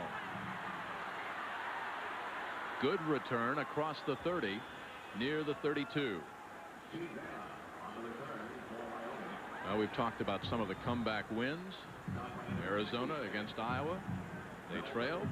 Hawkeyes came back to win by a point. Hawkeyes were trailing Indiana. Came back and won by 8. They were trailing Northwestern by 10. No contest. And against the Buckeyes, they were down by 5. They won by 2. So the Hawkeyes know how to come back. They have done it here tonight. We'll find out now if the Cowboys know how to come back.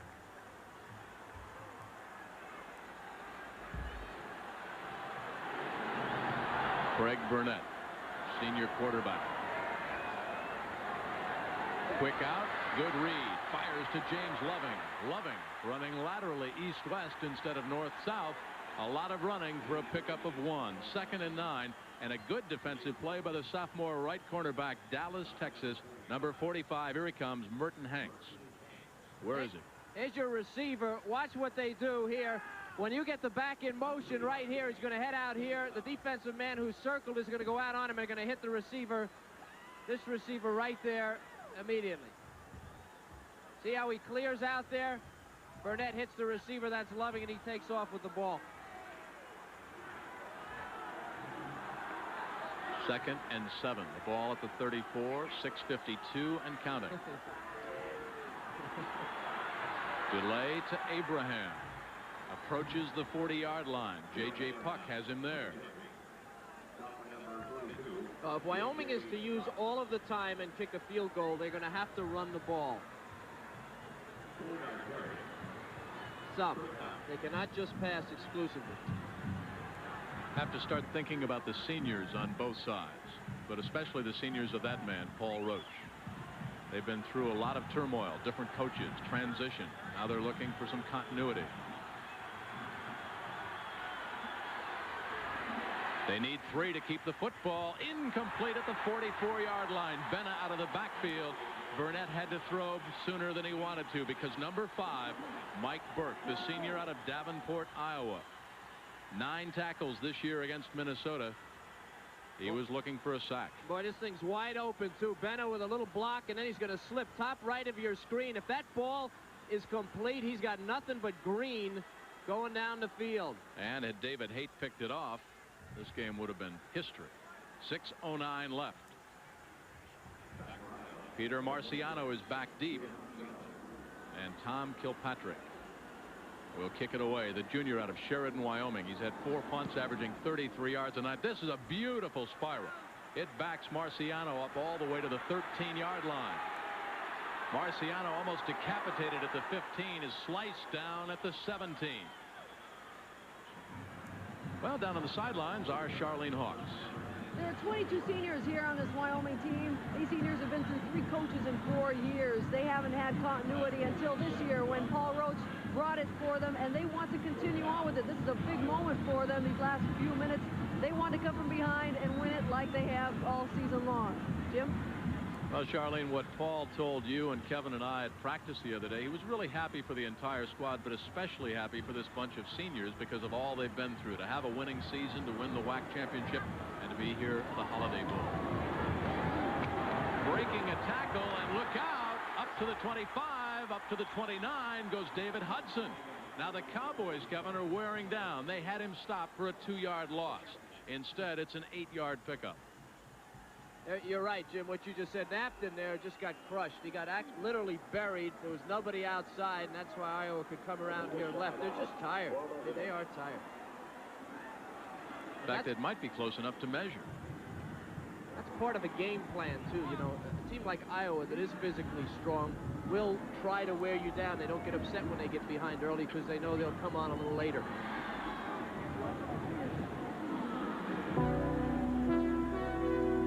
That was just a great individual effort by David Hudson.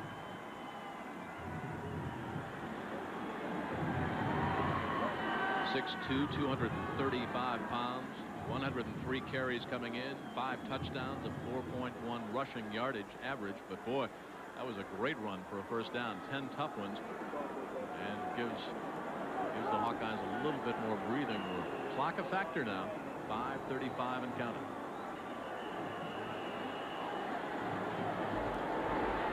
And as the Hawkeyes discuss the situation, we'll remind you we've got the National Hockey League coming up, the Winnipeg Jets and the LA Kings right after our Holiday Bowl. Mike Emmerich and Bill Clement standing by out in Los Angeles, California. Actually, it's about what, a 2-hour drive up the road. You want to go up to the game? I'm getting in my car right afterwards. I want to catch the last quarter. Oh, period. I'm sorry. That's what's happening. Maybe it'll go to overtime. We can make it. I went to a game the other night. I saw the Red Wings and the North Stars. Sat behind the Red Wing bench. Jacques Demers has done a great job with the Wings. Rick Bayless. Hole opened up on the right side by Herb Webster and Greg Divis. And Bayless out of Hugo, Minnesota, picks up some big yardage. Again, that offensive line of the Hawkeyes taking control. As you watch on television, watch the helmets, and you'll see that the white helmets are a lot higher than the black helmets. And that means that your defense is tired. And I said it earlier, but it's getting more and more apparent. When your legs go, they straighten out and you get taller. And when your tall football players are not in demand. Watkins left, Early right. You wouldn't expect Hartling to throw it. They'll keep it on the ground, and this is Bayless. You can hear the collision up here. Schenbeck has played a whale of a game. He stayed home right in his area, and he was waiting for that play. As you said, good play by Schenbeck, who's played extremely well all day. There's a big down coming up here. 5:21, 5:20 and counting. Hawkeyes have 2 timeouts left. Cowboys with all 3, but they need the football back. 3rd and 3. They've got to stuff Iowa here. Give their offense time. They're down by 1. Hudson and Goodman in the backfield. Sprint out by Hartley. Will fire to the sideline. Incomplete. How about the play call? Do you like it? 3rd and 3. I was trying to think what they would do, and I really had no idea based on their ability to run here late in the game. I didn't know whether they would run or pass. In retrospect, obviously it didn't work, but Wyoming got real good pressure on Hartley. Pressure by Raybould and by Thaxton. Now, early in the game, Wyoming was very close to blocking a punt of Iowa. It seemed they gave up on it later on. Back to punt. Marv Cook hangs it high. It's a spiral, and it's at the 17 for Anthony Sargent. Sargent to the 25-yard line. 3:44 left to go. The Cowpokes with all 3 timeouts left. All they need is a field goal. They trail by 1.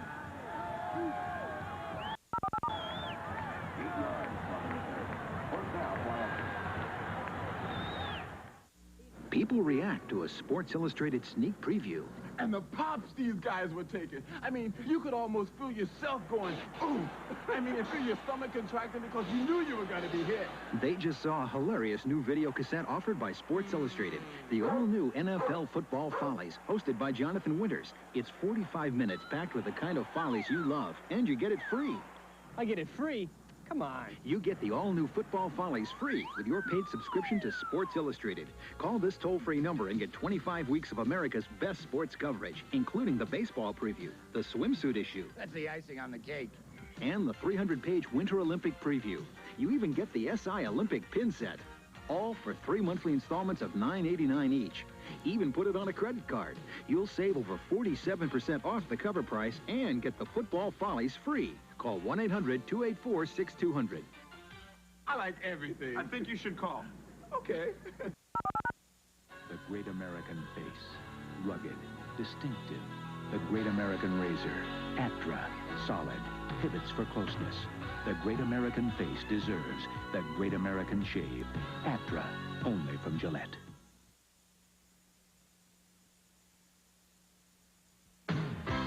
As you look at lovely oceanside scenes of La Jolla, ESPN's presentation of the SeaWorld Holiday Bowl has been brought to you by the city of San Diego, home of Super Bowl 22. And Driven by Tempstar, the newest name in home heating and air conditioning. You can rely on the Star. Also the home of the America's Cup, which came home along with Stars and Stripes, US 55. A couple of the crew stopped by earlier tonight to say hello.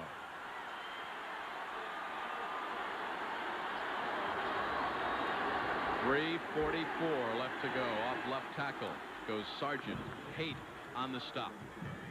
There is Mr. Worker, who has 2 field goals and an extra point on the night. It could come down to his right toe. And there is the Holiday Bowl MVP trophy. It could belong to Greg Worker if he can pull this one out for the Cowpokes. 3:18 and counting left to go in this football game. Spot the ball at the 26-yard line. 2nd down and 9. Loving 83, Sargent 6. They're the wide receivers in the flood formation along with Eric Loftus, number 20. Motion by Gibson, top of your screen. Burnett, his 45th pass of the night to Gibson, and Gibson knifes his way up close to the 35-yard line where Dave Haight, the nose guard, made the tackle. Kevin, if you've got the nose guard catching the back out of the backfield, you know the secondary and the linebackers missed some assignments. Well, also though, he hesitated. That pattern, there was no pattern. He just sat at the line of scrimmage and then came inside to Haight. These guys are dropping into coverage, Jim. When they drop back into zones, Haight just as free as the next guy. I'm wondering why he's not rushing the passer. Play is sent in.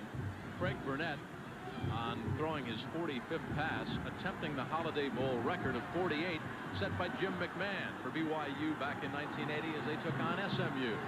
3rd and a yard. Burnett fires. He's got the first down at the 40-yard line. And that's Gordy Wood, the freshman tight end. Kerry Burt with a collision. Boy, you got to really love the poise of both of these teams. Iowa coming from behind, Wyoming trying to come from behind, and Burnett standing there and firing darts right on the money. 3rd and down, and they knew 3rd and short. And they knew they couldn't run the ball. They gave up on the run there. Nail-biting time for Hayden Fry and for Paul Roach. The game hangs in the balance. 1:57 left. Cowboys with still 3 timeouts. Burnett fires. Got his man at the 46-yard line. The Sarge again. Anthony Sargent out of L.A. Puck and Quast were back there. Great concentration by Burnett and Sargent. Boy, you get the idea that these guys have practiced together. They're just on the same page. Well, they say these guys are fearless, Jim, and they say the little wide receivers are fearless. I think the same is true of the quarterback Burnett. And they've worked together, and they've made it work all year. 8-0 in the WAC.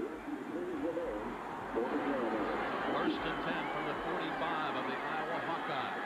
Burnett fires wide open at the 40. At the 35, Scott Joseph, the senior out of Oakland, California, another junior college transfer picked up by Paul Roach. He believes in JC transfers. Kerry Burt back there on the coverage.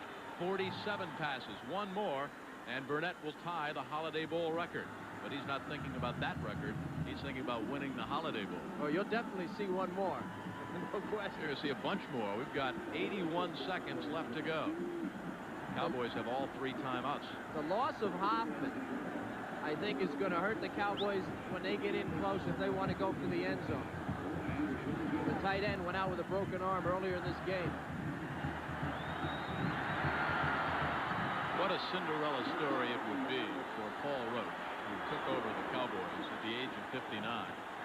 In October, celebrated his 60th birthday. The only older head coach in NCAA is Joe Paterno at Penn State.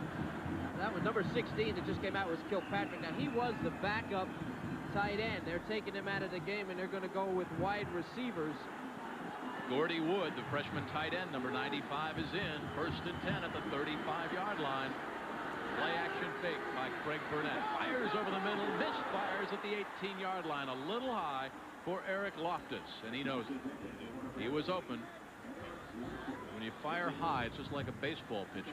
You released a little too soon. Well, the one pass that he threw high down here at the other end is the one that gave Iowa their 2nd touchdown. You don't want to throw it high, not against the zone.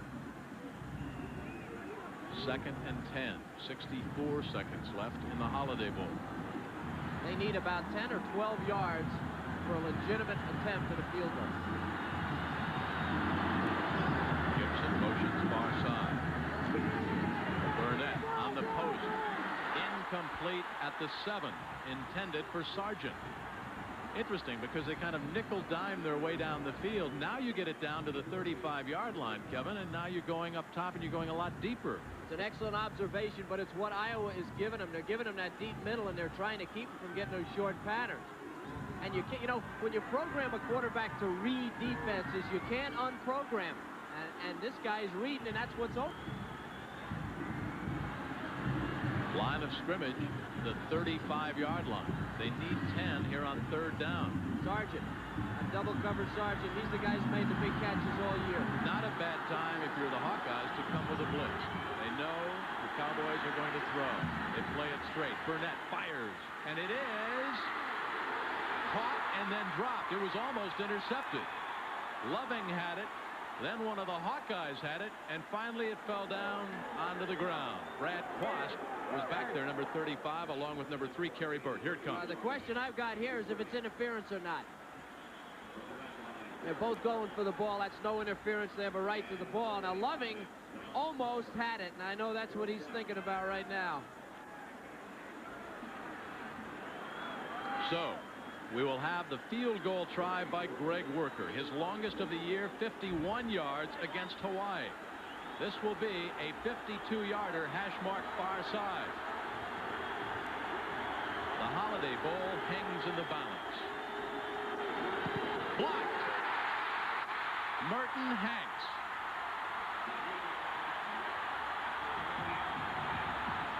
There he is, the sophomore out of Dallas.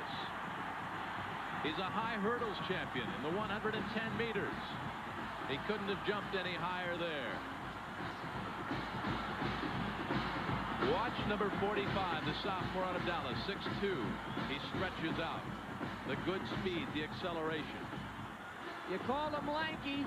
He comes right from this area here, Jim. You called him lanky earlier. He'll come right across and block it right at that point.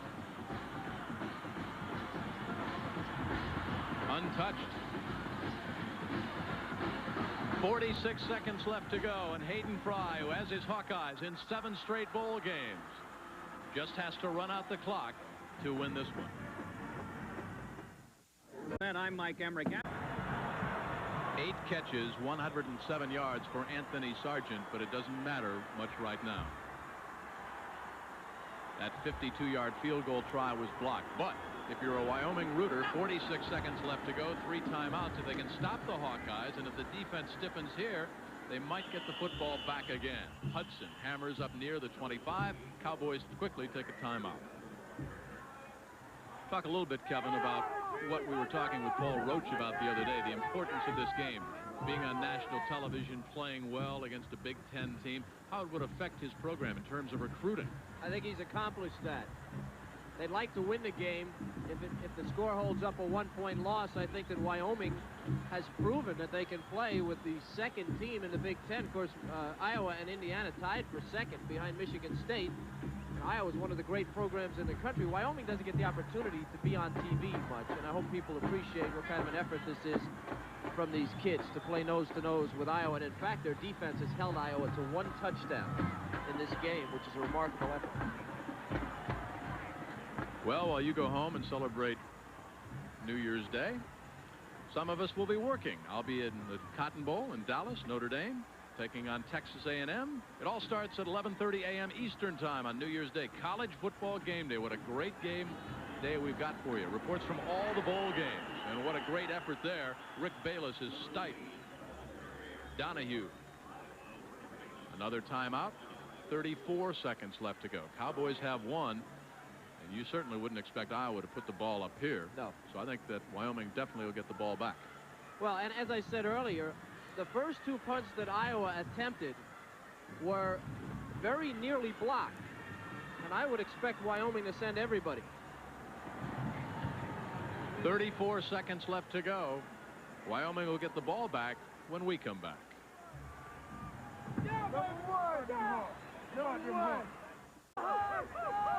Along with Charlene Hawks and Kevin Kiley, I'm Jim Kelly. Iowa leads by a point with 34 seconds left to go, but the Hawkeyes looking at 3rd and 10 from their own 20.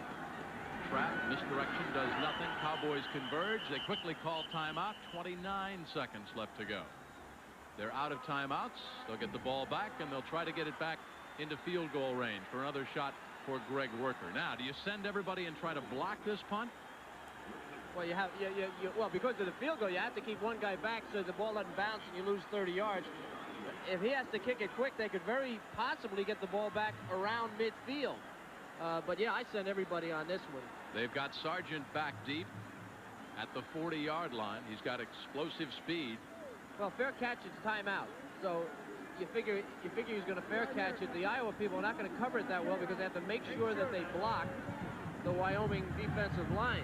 So this game is not over, and we're talking Craig Burnett and the Wyoming team are averaging 400-plus yards a game. They should get the ball with right around 20 to 25 seconds left in the game, enough for 1, 2, or 3 plays and a field goal. I would bet you if Sarge sees a little open yardage, he's going to make a catch and try to get the ball back at least to midfield or beyond. Here they come. High hanging kick. Sargent calls for the fair catch at the 40-yard line. 23 seconds left to go.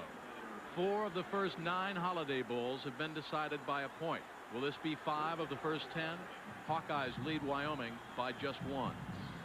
No timeouts left for Wyoming. Well, they have to go wide or get big yardage. So if you're playing defense, you're thinking they're going to go wide, short, or they're going to go deep down the middle. A short pass down the middle is something you're going to give them because you can surround them and it'll use time. It makes it a little easier to play defense, but you get nervous. So you don't want to be the one that gets the bomb thrown on him either. They have a flood formation wide to the left. James Loving, 83, Anthony Sargent, 6, and Eric Loftus, number 20. Burnett's 51st pass on the night. Penalty flag is down. Ball is caught. 40, 35, 33-yard line goes James Loving, but a flag is down at the 38-yard line. Boy, that's a tough call. To make that call at this point in the game, that's a tough call. If that's a holding call, that's a tough one. A 26-yard pickup negated by a holding call against Wyoming. And more importantly, 9 seconds it took for that play.